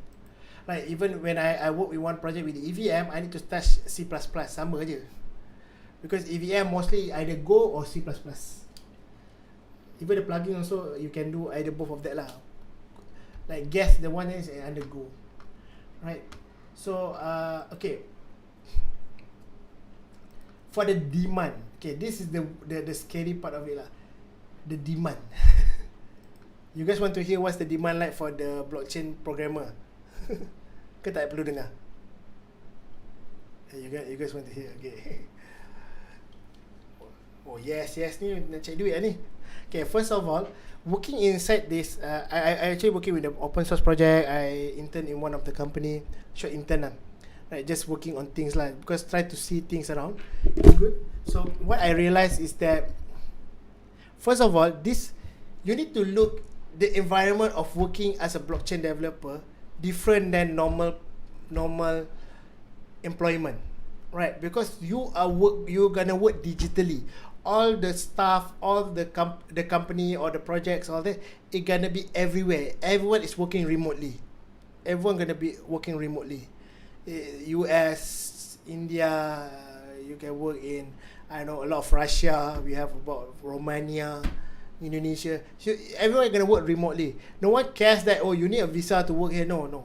There's no such thing as that. So inside here, all the payment are going through your wallet, because that once you have the wallet, so all your salary, all that. Then the question is that, definitely you guys want to ask that, are you guys gonna pay by the coins, or are you guys gonna pay by the crypto, or you guys gonna pay by USD? Betul tak? Wallet by crypto, yes. Betul. No, you guys are being paid by USD. Okay, there are certain benefit that you get it, like a bonus to get crypto. If crypto down, then God knows. That's why it's like all the times that they are working it, this one, the payment gonna be in USDT, USDC. This is what we call a pegged currency. It means that the price always based on USD. You can see the price always based on USD by deep. Right, this is what we call a stable coin. So the good part is that you are, in a way that you are being paid by USD, and now there are ways that you can actually transfer your USD to PayPal, then the PayPal back to Malaysia. Or you can work or certain like they have on-ramp for experience that like if you are working if you have Circle is connected, there are certain projects that actually working with the local bank account. So it means that you can transfer the wallet from your money to your local bank. There's a lot of way to do that, right? So you are being paid in stable coins. BS apa? Bullshit. Right. So normally what I do is that whenever time you get the money, all that, just cash it out lah. There shouldn't be a problem, right? Right. So what there are part that if you are looking, there are startups that actually on the company inside that actually paying you as a normal startups. So normally the top 50 companies, there are ways that you can request the payment through PayPal. Because you are working internationally, that's the thing. You are working digitally. You are not working in Malaysia. You are not working like macam kerja kat Malaysia kan. So you have all this visa, EPS, so no such thing as that. There's no. Basically, you are working digitally. You need to manage your own money. You need to manage your own account. It's something that you're taking a remote project that you are working from overseas company lah, things like that lah. You can look at that lah. So it means that anything that on yourself, you need to take care of yourself on that lah, right? So okay, so that's the environment of working for in the blockchain industry lah. It's not stable. I will say it's not stable, right? It's not stable, but you can actually, because why I'm looking at this point of thing is because that yes, working in Malaysia is good, but I want to try something. I want to look on something different. I want to look something that are more possible, because that the current state of a blockchain, even though you see all this information is ready, it's a wild west. Do you guys know what I mean by being wild west? Anything can work here. Anything that are crazy enough can work here. It means that I can turn back my time back to in the 90s, right? You can build your own technology. You can build your own application. So anything can work a lot inside here. So for me, I like to explore on this part as become a blockchain become a blockchain developer, because that I can do a lot of things to the point that I'm the open source project for the indexing. Dude, they just build an indexing system for database. Right now, literally for every database in the world, all have indexing. Right now, they just started building the indexing. I mean, this is the good thing about how I see it. Working all this overseas, all this, the perks, you don't get the perks as working like a normal company lah. Where to apply? Okay, that's a good question. Where to apply? Ini paling susah. That's the hardest part. It took me months for me to figure out. At first, I want to try to work all this company, but it's so hard to do that. It's actually, at the end of the day, once I get to know that, it's actually quite easy. It's just that because it's digital, right? When you talk about digital, you need to get the information digitally. What you need to do is that you need to join into the community. Once you join into the community, even when you start contributing to open source, they actually pay you when you contribute to the open source. I mean, not a big amount lah, but just a small bit amount. But I mean, for us, anything is good. What in US dollar, you give you $100, also still 400 ringgit, what? Right? So things like that, right? So when you are inside the community, they always search you. Okay, the problem inside this blockchain is that the total programmer that can work on these things someone actually specified is about 4,000 programmers only. 4,000 programmers only. So do you know how many projects there are all together right now? I think the last statistic about the project the smart contract, the project itself, there's about 3,000 projects that are ongoing on the blockchain. So if you have 4,000 programmers and 3,000 projects, you are looking at one company at average 1 or 2 programmers only. Tak cukup, betul tak? So they always want to look for new developer. They do a lot of work to promote a new developer. And the funny thing is that, I mean, the reason why maybe I like inside here, people don't measure you become a Malaysian. They doesn't measure you because you are Malay. They doesn't measure you because you are young. They doesn't measure you because you are male, man, you are a girl. No, nothing. There's no gender, no nothing. When you apply, you are literally apply without sending a resume. Things like that. Thank you, Adib. Alright, so once you go into the community like ETH Global, if you go like the hackathons inside there, the hackathons, then definitely you have a lot of access lah. So once you go into the hackathon, they always have this job offer coming out lah. Macam banyak gila, literally banyak gila, right? So this is one way you can look at that lah. It says, so it means that you need to think digitally. This is one part that I make a mistake, that I thought that you can apply it macam job street ke apa. Tak. It doesn't work that way. You need to be in digital to find the place to apply. Definitely the companies have, but the company is good for you to access the companies. Like even if you look at the top company, like macam I cakap tadi, Chainlink, all this, Ethereum, they have their Twitter. You can just message them, and they are very good in terms of redirecting you to the right place lah. Okay, blockchain ni macam deep web for network ke? Blockchain macam deep web for network ke? Blockchain itself is basically just another network, another internet. It's a network by itself. I mean, not to say another internet, another network lah. Macam network uni, macam tu je lah. Kau rasa blockchain macam buku 35 dia tulis hutang. Betul. Yes, tapi dispute semua orang yang ada buku 35 yang sama dan masukkan data yang sama. Yes. Accessible. Bukanlah semua orang kena download data tu, tak lah. Accessible by anyone. So semua dia ada central system macam saya tunjuk tadi. So semua orang boleh tengok buku 55 tu. Deep web is different. Deep web is things that you cannot access. The thing you cannot Google, you cannot find. This is what the term of deep web is. Anything that happen behind it inside the deep web is still sama macam web biasa je. Dia cuma dia dah ranking dah tak ada dalam Google, so duduk bawah lah, lepas tu dia hilang. Right. Okay. So I do cover a lot of it. Hopefully I can answer some of the question that you guys have in mind. So do you have any question that you would like to ask? Nak slide nanti saya share dalam hangout, dalam chat, Google Chat tu dia boleh. Okay. Yes.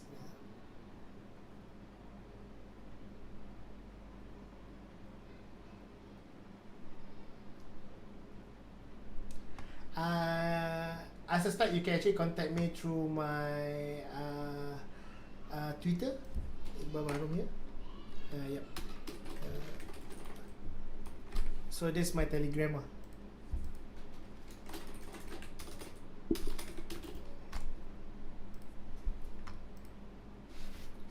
Alright.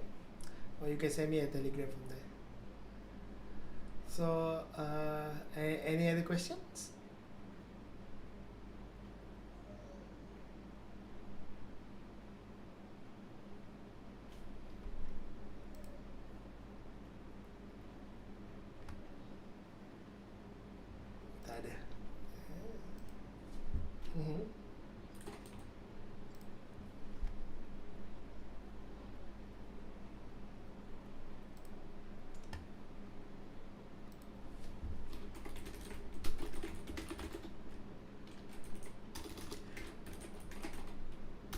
Okay.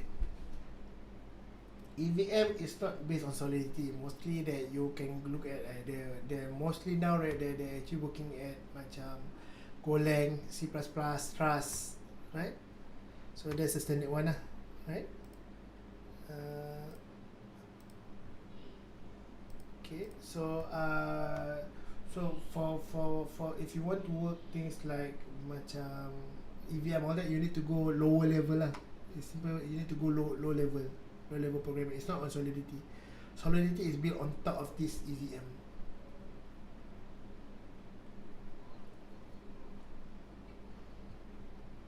The EVM is basically the central system lah, that actually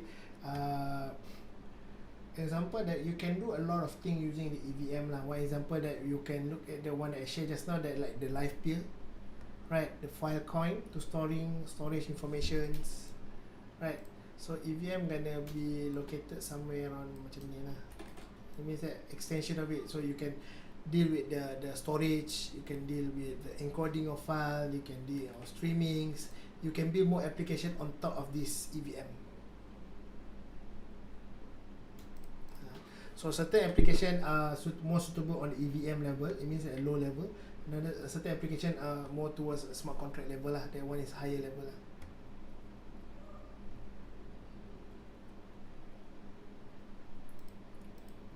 Okay. Alright. So kalau saya Ethereum je ke ada teknologi ni, Bitcoin? Kau sah. Kau sah nak Bitcoin ke kau sah? Okay. Basically all this Ethereum technology is based on the originality, is they're based on the Bitcoin technology original. But Bitcoin, what we call it, is a currency. It means that it's not a programmable money. You cannot do any program on top of the Bitcoin. Right, that's why there is actually it's actually for money. Sorry, it's actually for currency, for transactions, right?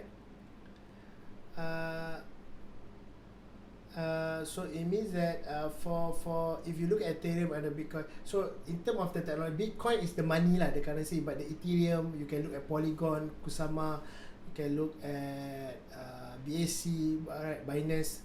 So this is basically the programmable money part lah. That's the technology. But on top of everything there, Bitcoin or Ethereum, all that is blockchain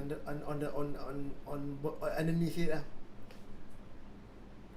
It's just that kat mana you boleh do the programming, kat mana you tak boleh. Macam Bitcoin dengan Ethereum is a different lah. How about NFT, Iqbal? Like the Malaysian guy who buy the first tweet in Twitter, buy. Oh, okay. Kenapa dengan NFT? You guys are interested? Syafiq interested with NFT lah?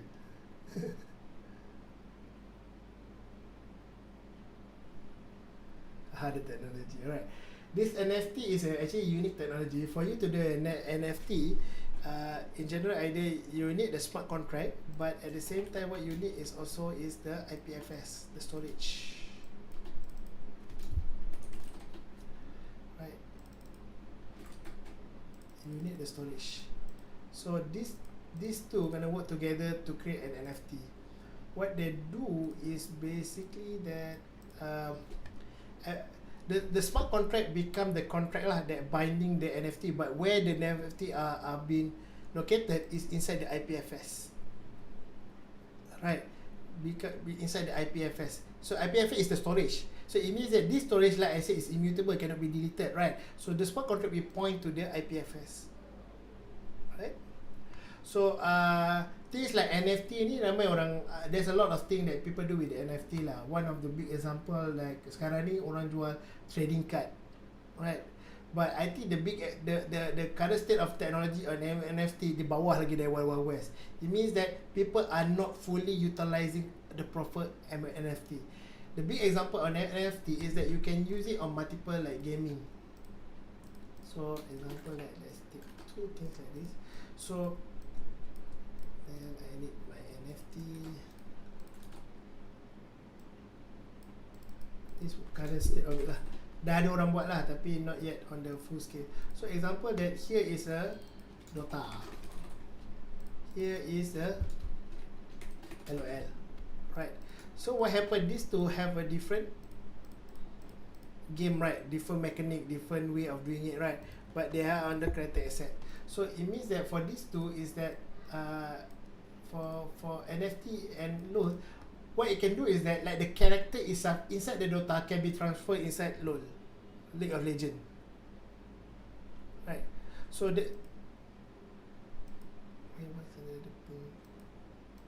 so inside here, so this is where the NFT be. Another thing is that you can do the NFT is like for music, for broadcasting, like videos, right? Things like that. Non-fungible token. It means that because the NFT always point to the asset. You need to remember that like this. The NFT, we always point to the asset, right? So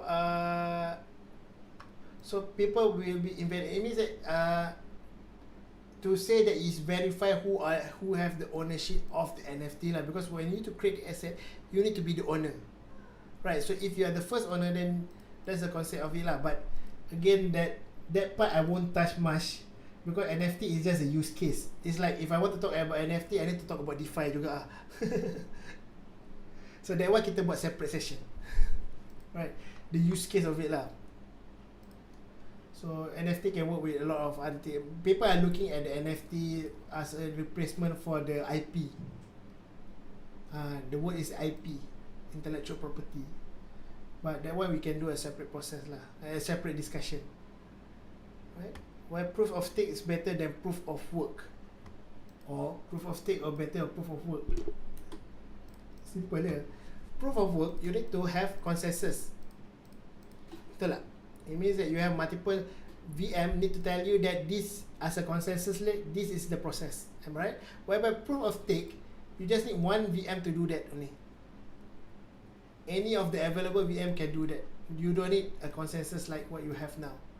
Because why? Then the question is that it defeats the purpose of transparency. It means that this guy can change the data. That's why you have a proof of stake. Proof of stake is means that for you to run this node, you need to stake 50 Ethereum. It means that you need to put a money inside there, so anything happen if they have way how they can delegate the process. But it means that rather than you come up with 10 or 5 or 5 to 10 nodes to run the process, you need less node to run the process. Because that user, that node, okay, currently like I said originally, the idea is that all these nodes are not being verified. Anyone can open the nodes. Am I right? So proof of work is just that is what it do is that then we try to have a consensus from all the nodes. So it means that's why they need to pump into more nodes. They need to pump into more place to do the process.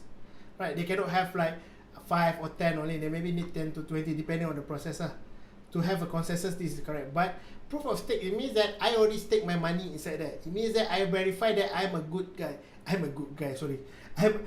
legit guy. I'm a legit VM. I won't put anything because that anything that happen, they're gonna just burn the 50 Ethereum there. They're gonna burn the money. So it means more or less like you put a cagaran collateral. So that's the difference of proof. I mean, definitely they have more in terms of the process, but I can't comment much on that part lah because I haven't fully studied. But that's what in the bigger picture of proof of stake versus proof of works. Like Pentas.io, yes, Pentas.io. Anyone that are looking to find a job in Pentas.io boleh apply kat Pentas.io. Betul lah ya tu? Yes. Alright, any other question?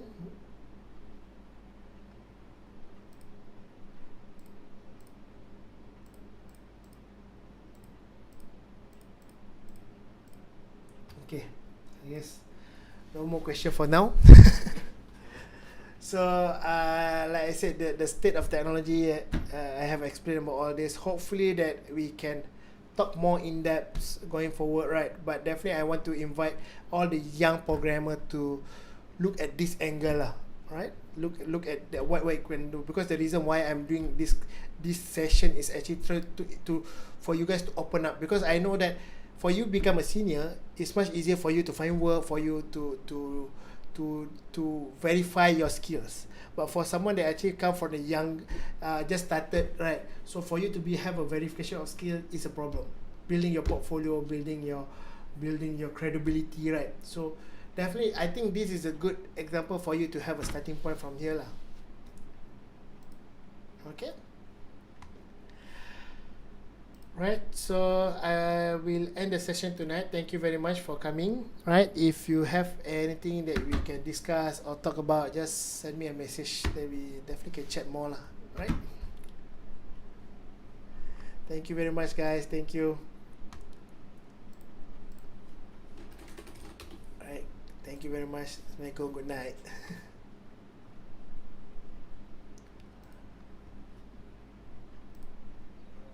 Okay, terima kasih.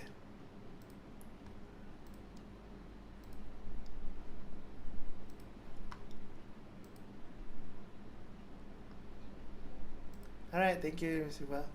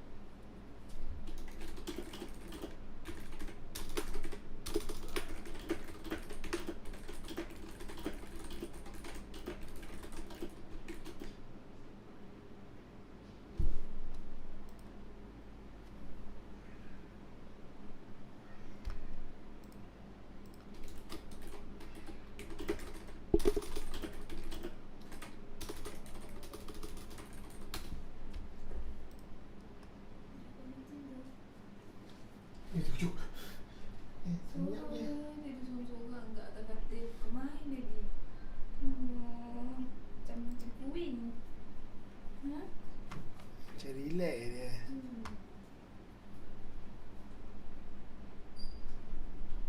Aku tak tidur lagi. Aku buat apa?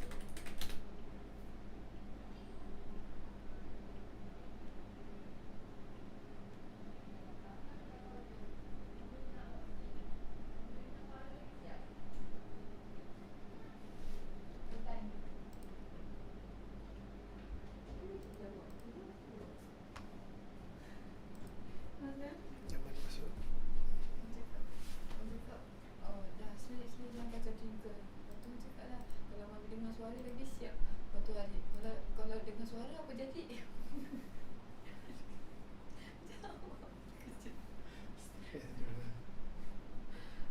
Masa tadi kan abang nak potong mangga. Mami, orang tengah bercakap air. Abang, mami, abang potong mangga ya, mami. Boleh lah pakai pillar, cakap kan. Lepas tu adik kan bilang kan, baik sikit bang, nanti kena tangan kat luka kan. Careful lah bang, careful.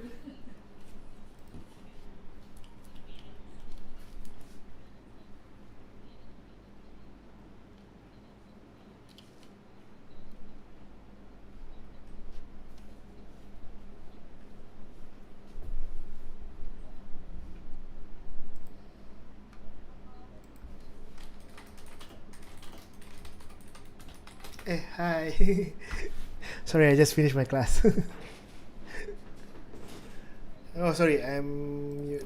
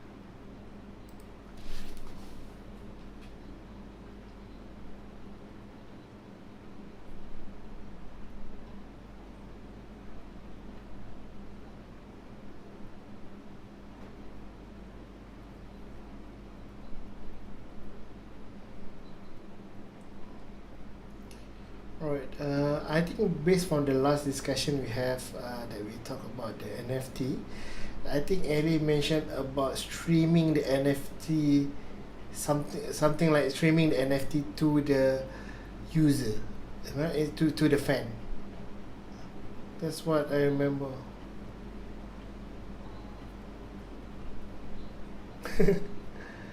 Yeah. So, alright.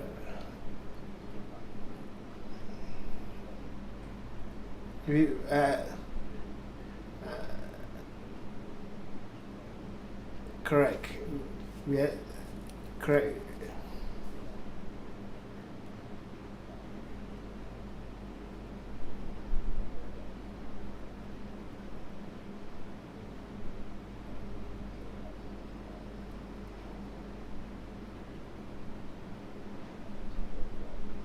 S-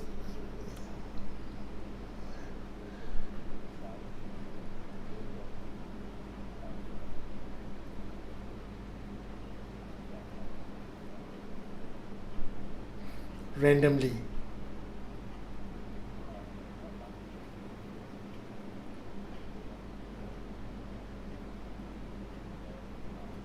Mhm.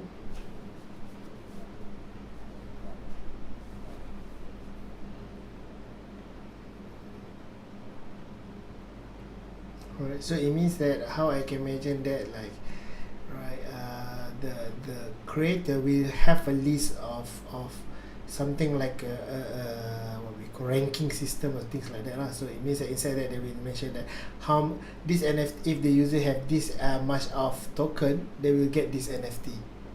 Am I right? I mean,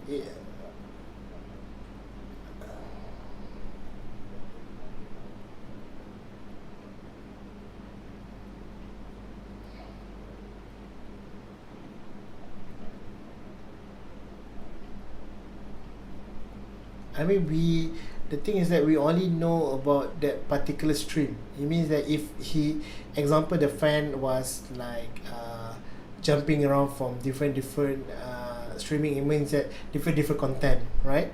So because when we are paying, it can happen on multiple times. So it can only know the state or the amount during that one stream, not for all the streams. So, but if let's say we have the ERC token, we can get the list of holders, right? But to execute it automatically, there's the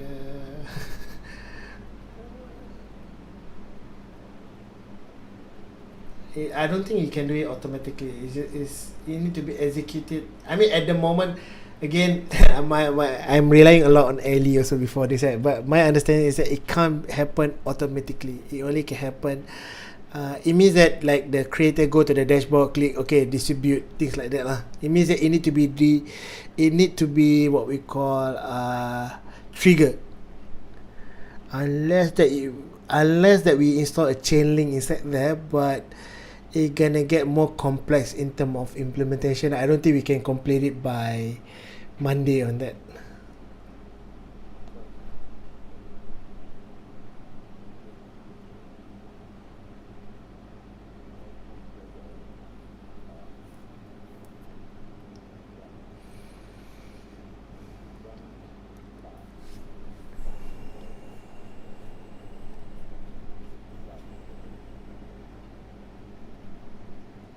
Fine getting a trigger.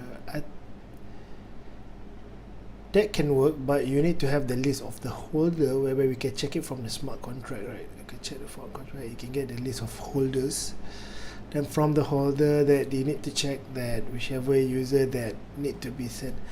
I think it's possible, but again, my worry is that is the time that we need to do that by Monday.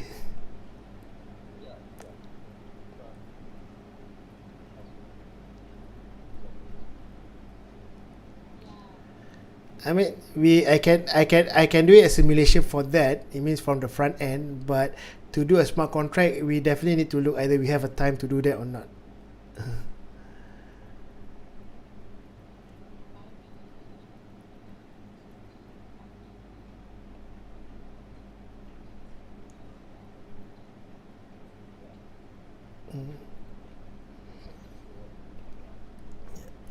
Yes, we can do it. I can do it on the UI part. It means that you can show it from the UI.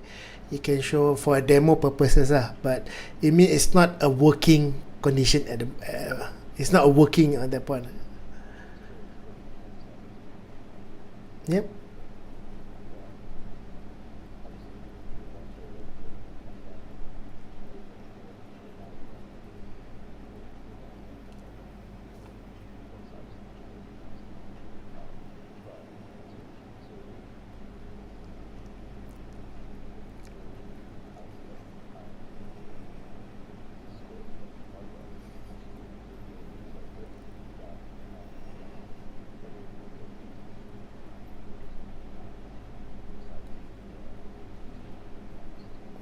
Alright. Yep. Yep. Agree.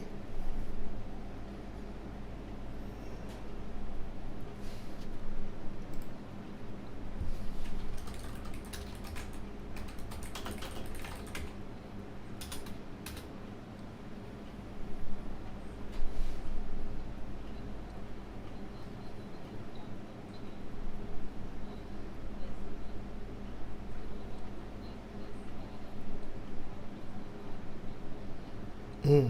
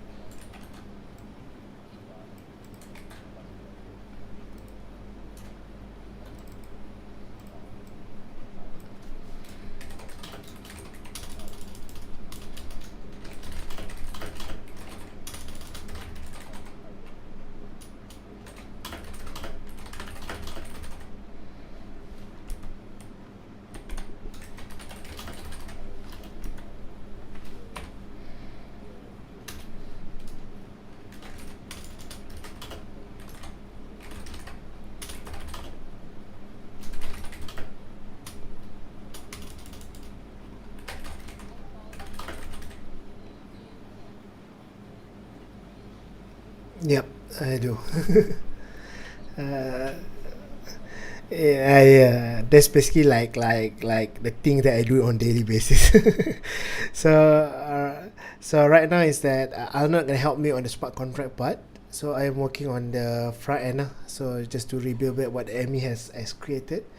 Right at the moment, the smart contract is ongoing. So, but it right now it's like the other day the super app is working already. It means the smart contract is working to stream the social token to the user, right?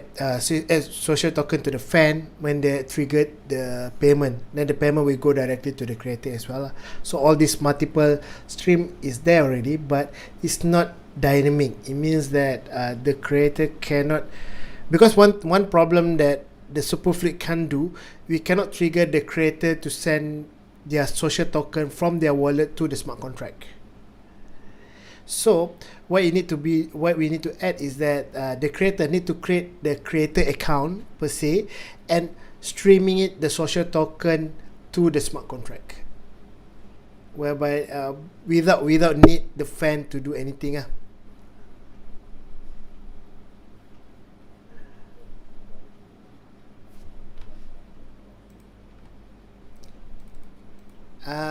Because that every creator gonna have their own specific social token, am I right?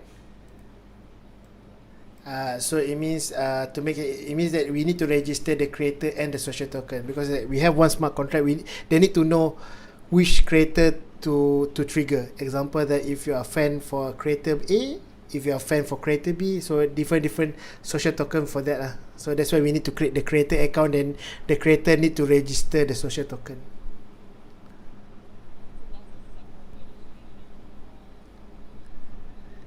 It's not under the superfluid itself. What gonna happen is, let me share you. It means that how to say this is it need to happen. It's not to say that you need to register on the superfluid. They need to register to the super app, the smart contract.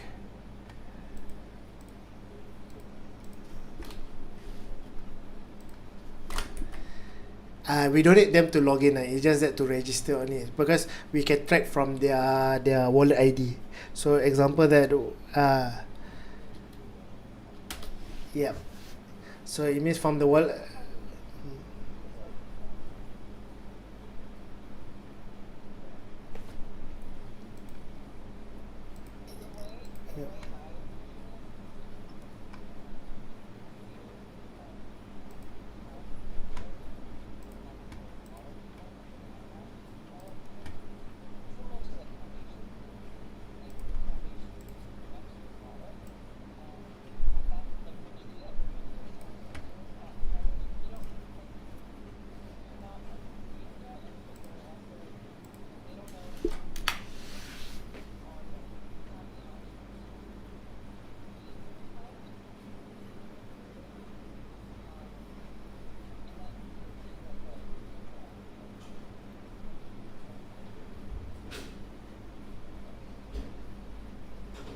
Yeah.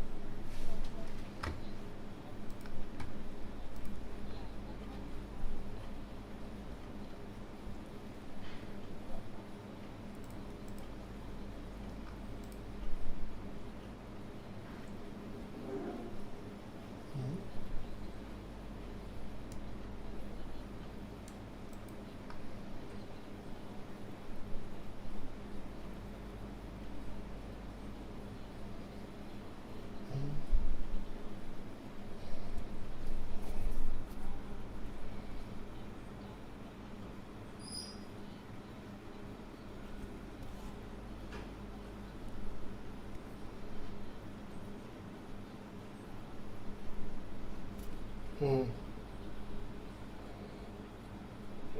No, it's basically is that that's to register the echo stream, but from the echo stream they need to specify which token they're gonna use. They need to pass the contract, the contract. Yes.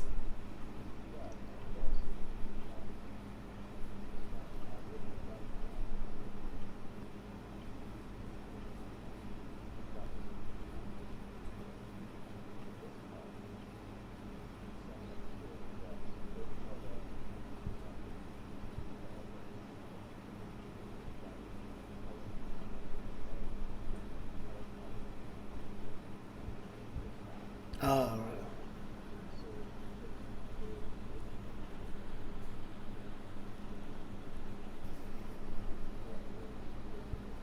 yep.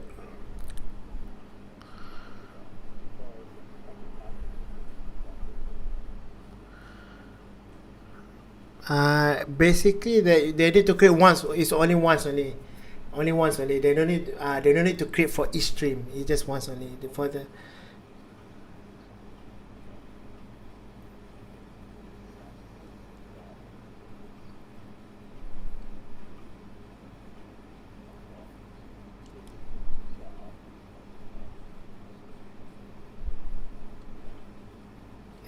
yeah.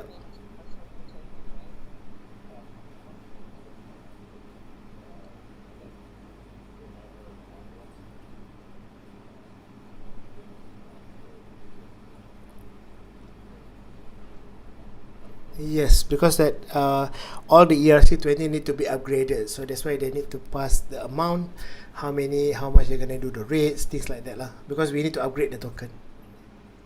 We for this case, I think it's best to assume that they can create the ERC20 token anywhere else lah, not on the system. It's much easier like that.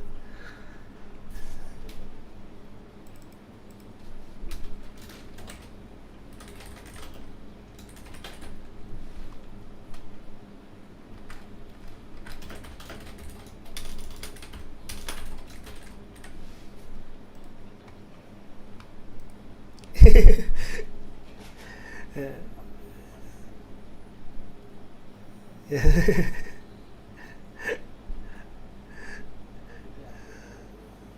Yes, the word is upgrading it.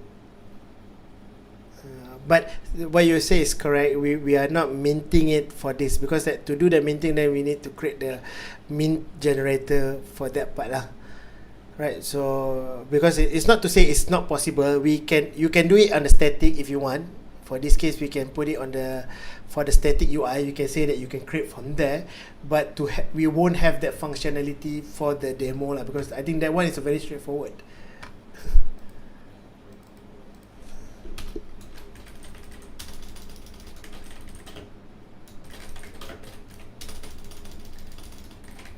To make things easy, yes, but we can say that we can have an interface that they can generate lah.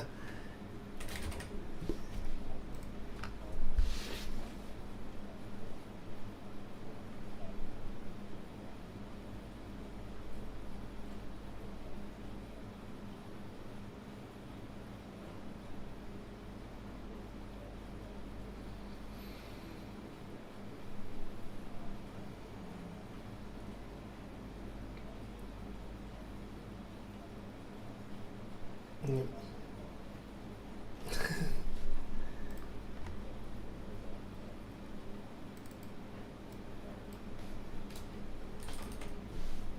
Yep. Can I change it to the demo functionality rather than smart contract, since some of it is happening on the front end, some of it happen in smart contract. So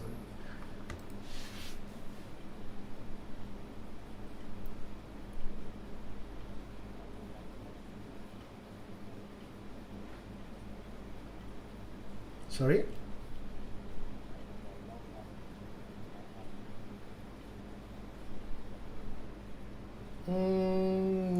Not really, because they have the SDK for that.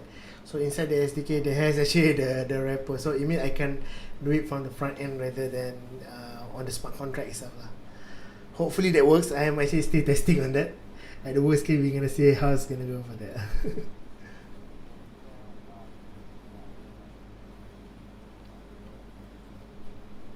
Yep.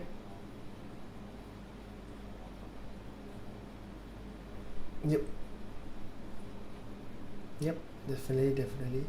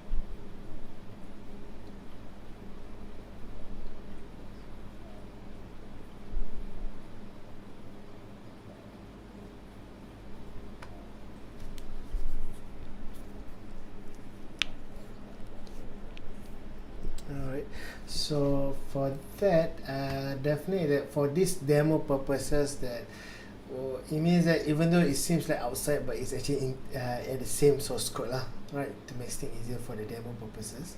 So, but what I can do is that for this fan experience, that we're gonna have a separate page. Inside the page, that I'm gonna have it something like videos, things like that, and gonna have a control button down there. They're gonna have like a payment on the bottom, right? So from there, they can trigger the payment from the fan page directly to the creator page. So that's what we can do for that part.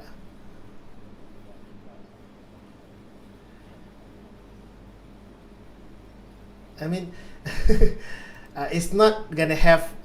It's gonna be separate lah. I mean, it's to make it easy. It's gonna be separate, but they're sharing the same libraries. But it's separate. It's separate. So it's separate.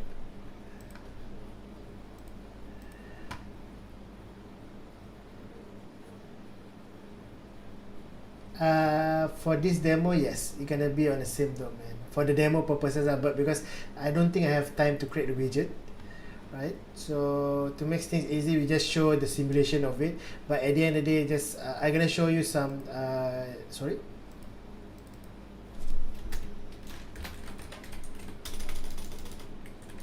Yes, we can pretend it to become like a widget lah. So it means I'm gonna put like a JavaScript snippet, widget snippet.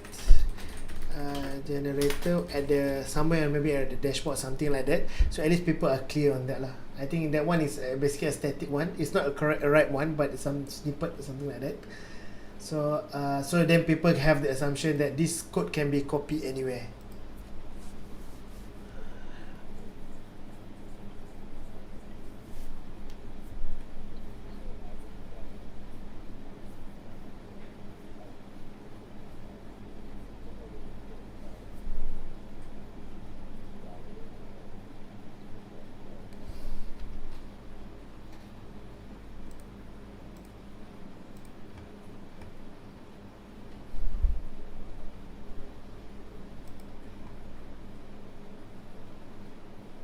Alright, sure, no problem.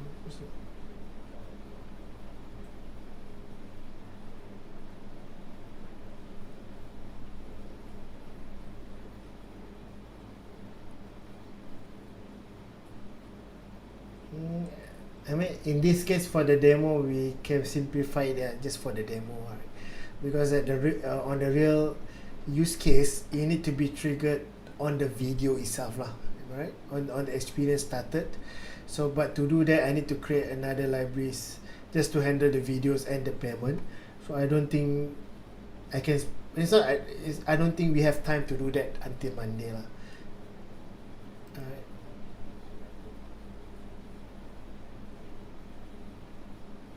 To have the snippet in, if I can get 2 more days or things like that, then should be okay lah.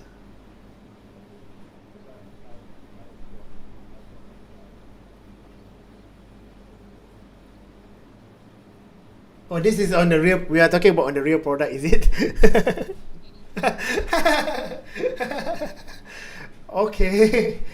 Right. If for the real product, I'm looking at least we need about a week or so just to have it to reconfigure back, to restabilize things from the hackathon, because some of the code inside the hackathon that definitely is a more hard coded, and again it's my first time experience doing the building the smart contract.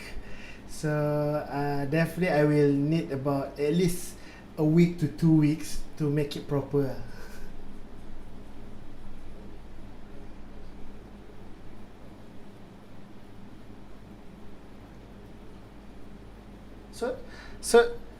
So Shannon have 2 startup now lah. So one from the last hackathon, then this hackathon Shannon got a new startup again.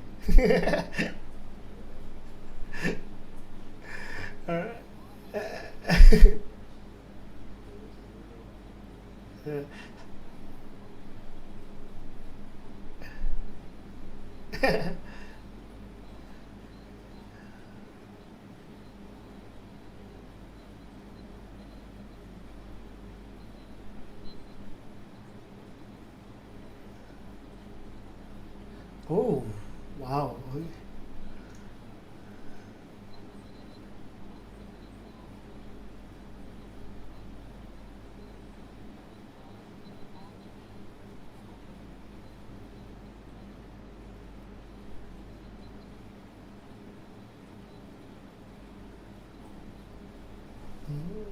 All right, that's cool. Because I was thinking to apply for Solidity programmers after the hackathon.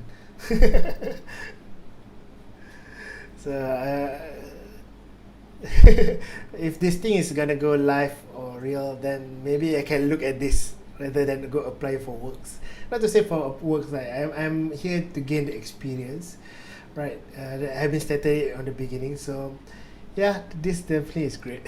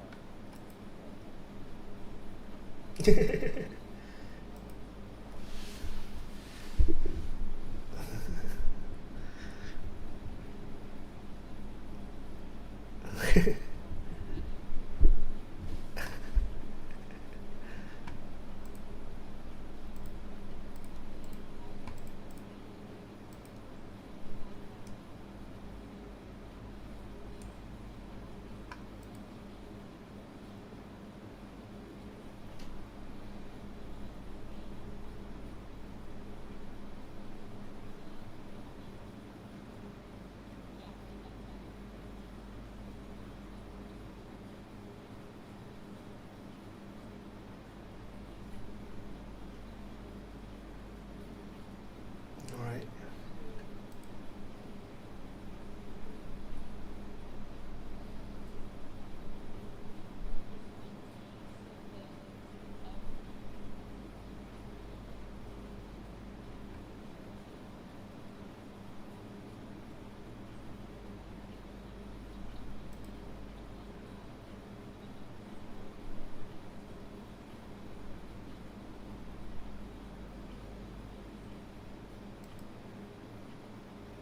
All right.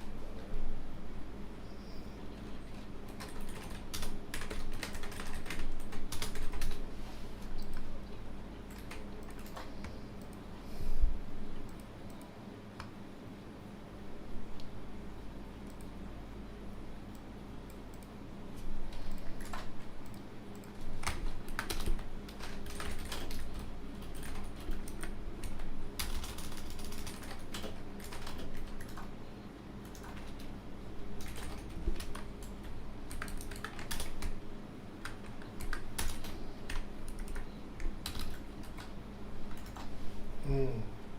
All right.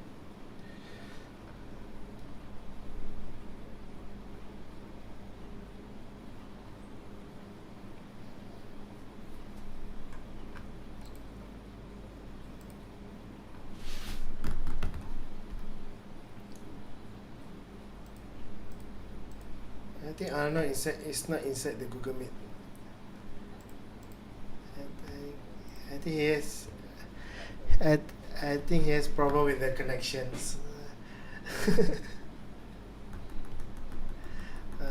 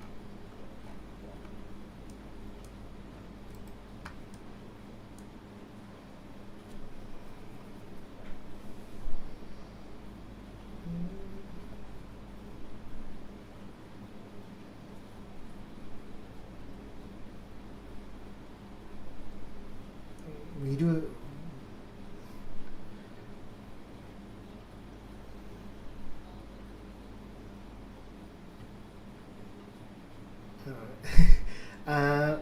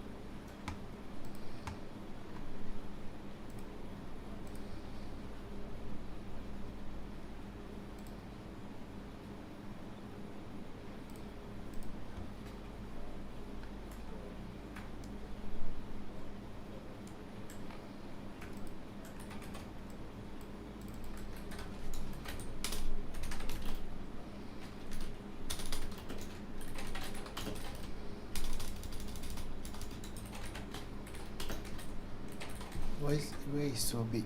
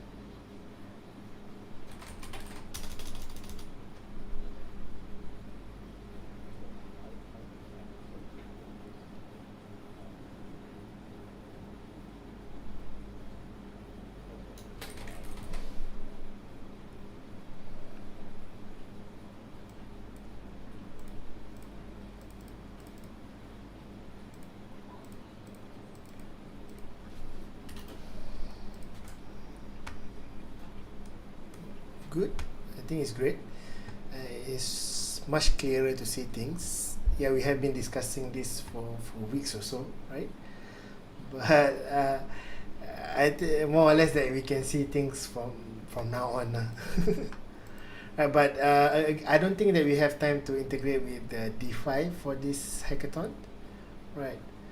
So the only thing that we'll be going to use for this hackathon is only Superfluid, right? Again, because the Super also consume too much of my time. Their documentation is really bad, really bad.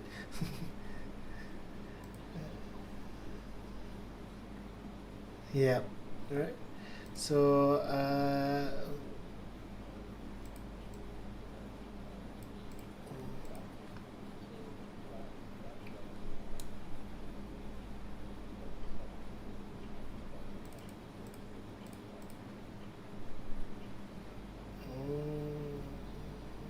I don't think so. I don't think so.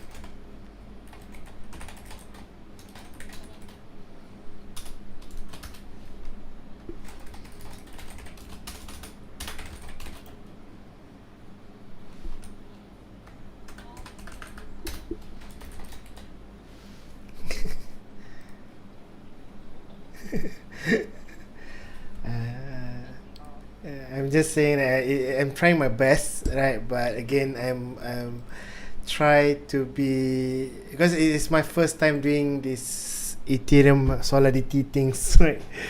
So I'm hoping for early actually for a lot, but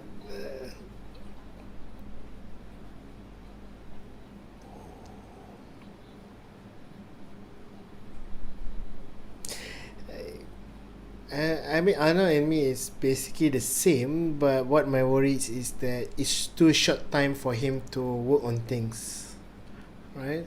So what I can say that we're gonna see what we can prepare for tomorrow.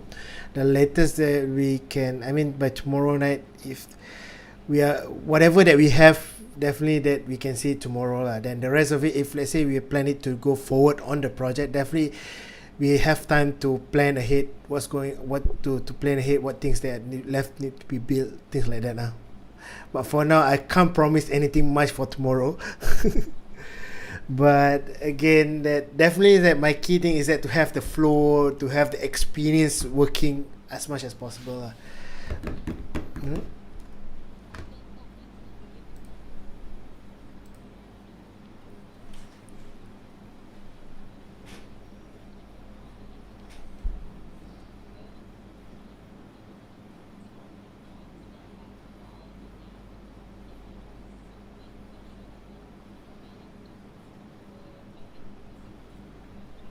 All right, okay.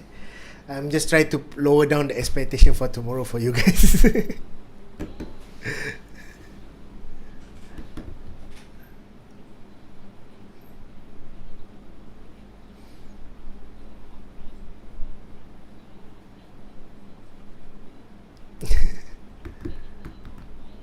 Yep.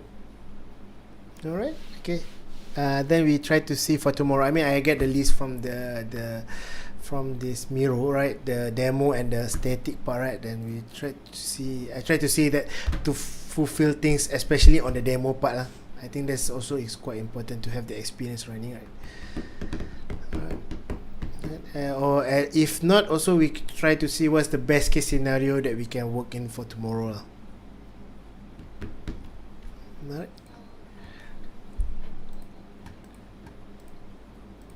Alright.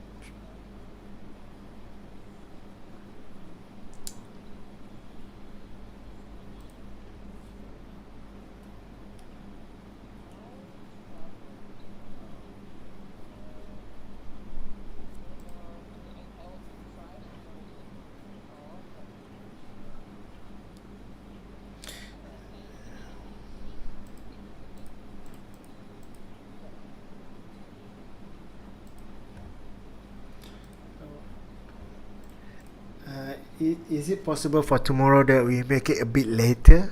Maybe at least I have time to figure out a lot of things that need to be here. Right, so is it possible that we do the recording maybe at night? Your time, Eastern time. Yeah, basically it's morning on my time.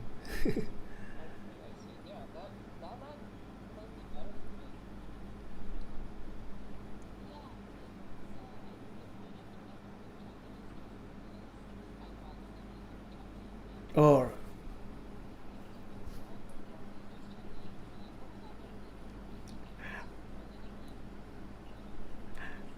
so to do the recording is not during the check-in. That's all right.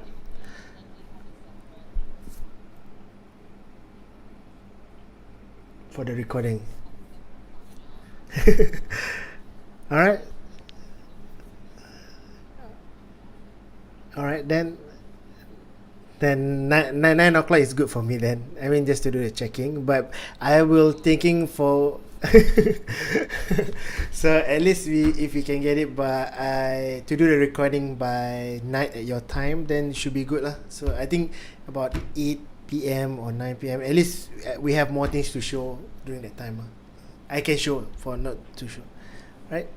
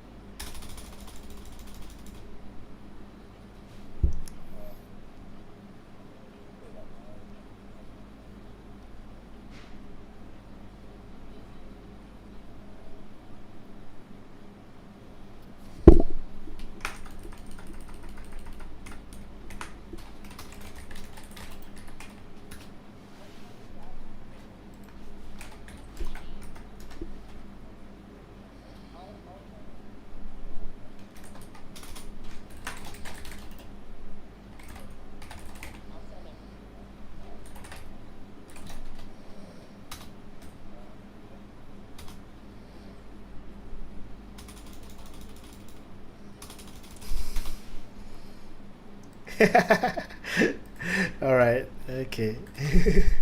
No worries.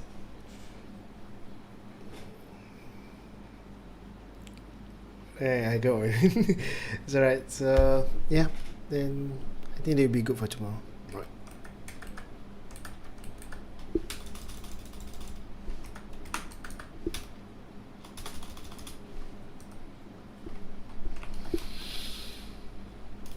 Yep.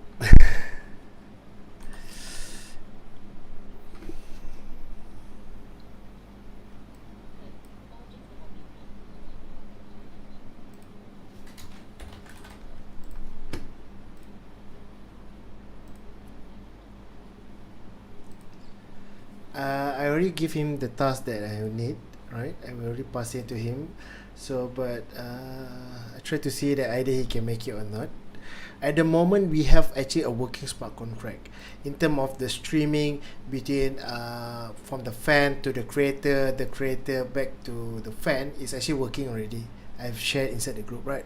But most of it inside there is hard coded. It means that I just put a default value inside there when I create the smart contract, right? So right now we don't have anything to create the creator yet, but that's why I've request to Arnold on that to create the creator first, so that we can have a dynamic one. If let's say the worst case scenario that we can't actually create the creator from the smart contract tomorrow, what my plan is actually just to show it inside the front end part, the UI part, right? But we just work with the current smart contract that we have lah, just to do the streaming, the fan, just create the button, trigger the payment, things like that lah. Alright. But, hopefully that he can catch up on that, because he only have about 24 hours, I think less than that, just to figure out on things. uh,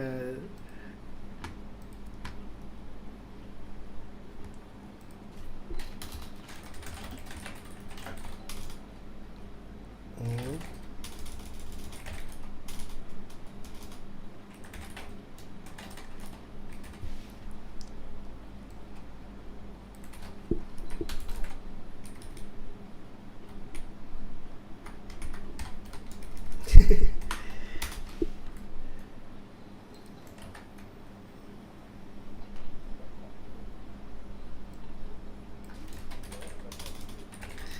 Yeah.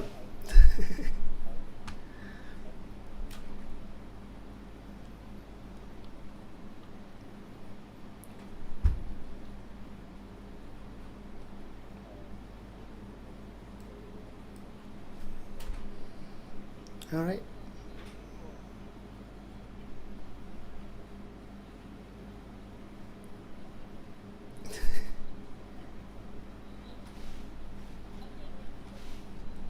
All right. Thank you, guys. All right. Thank you.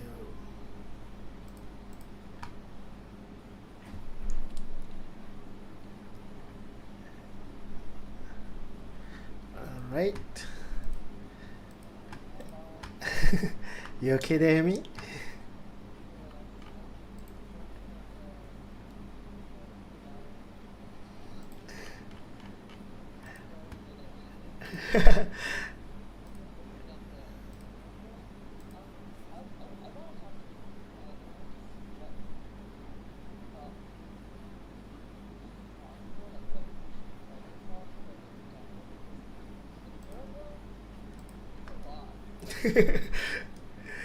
uh,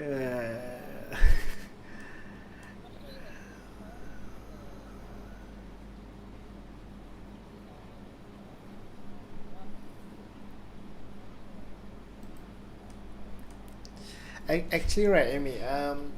Once when you pass me the design, the original one, right, the image of it, right, more or less that I can work with. Going forward, you don't need to create that specific UI. You know what I mean? What you just need to pass to me is uh, something like a placeholder, something like what we call this wireframe, things like that should be good enough. Because that, I think that I mean creating the form, all that. If it's just a form, a static one, that one I can do. Right, anything that are static, anything on that, I think that one is good enough for me. But anything that related to the smart contract, the dynamic one, definitely I need to put. Definitely it's difficult for me lah. Like example that I think that creating the super token, I'm not sure that either we can do it tomorrow or not. Right. Right now, right. So I think you don't need to worry about building the whole thing in Webflow because I already move everything to React already. More not to say that move everything to React. It's just that I create the baseline for that. Okay, I mean, I haven't created the dashboard yet, but I already put in the themes, things that I can see from what you built before this lah. Right. So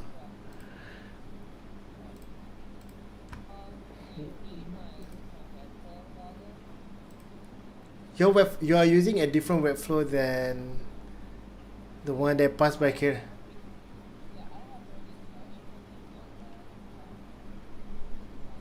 All right.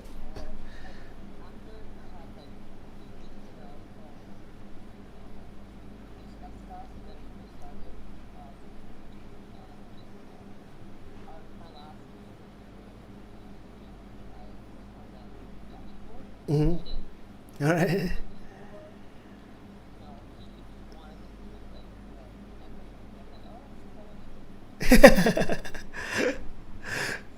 All right. All right. Okay. So I mean, if you have a different Webflow, then if you can share it with me, you can share. Do you need my ID or how does?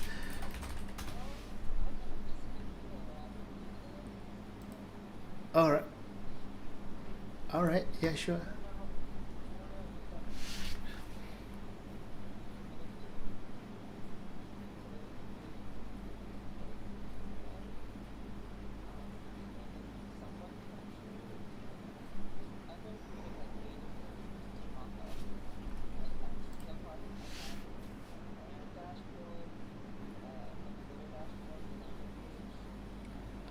Oh, we have a fan dashboard. I didn't know that we have a fan dashboard.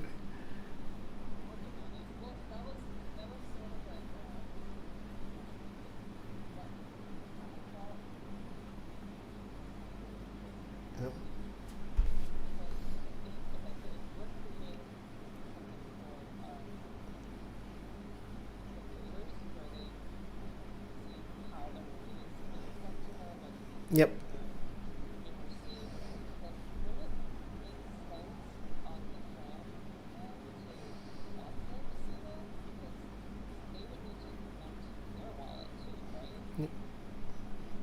I mean,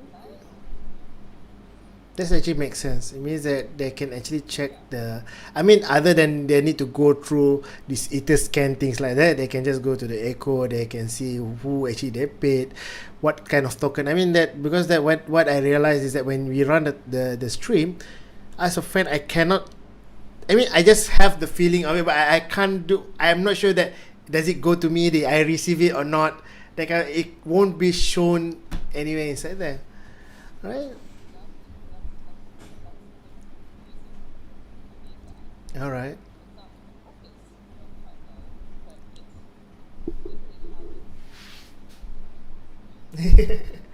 All right. That's all right.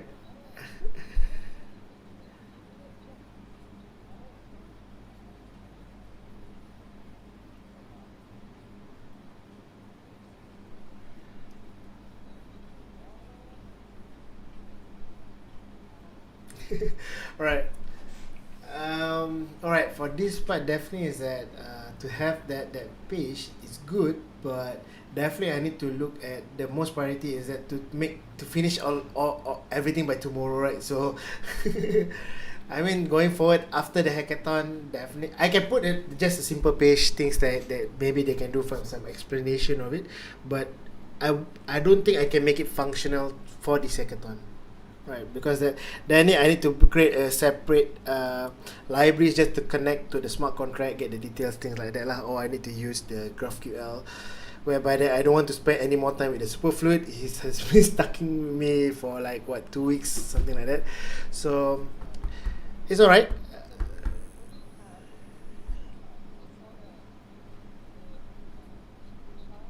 Yeah.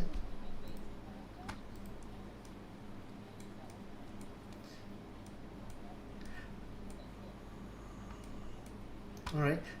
I think. All right.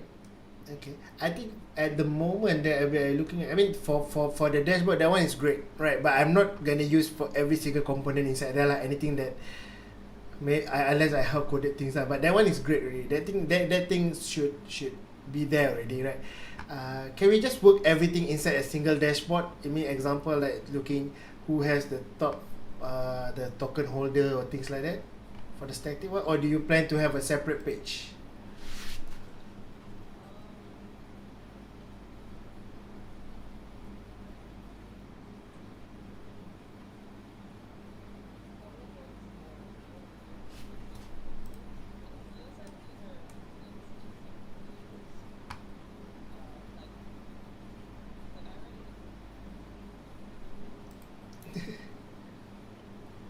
The button, the up button, the present now.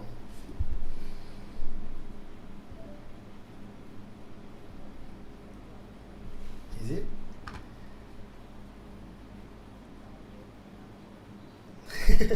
You didn't allow the browser.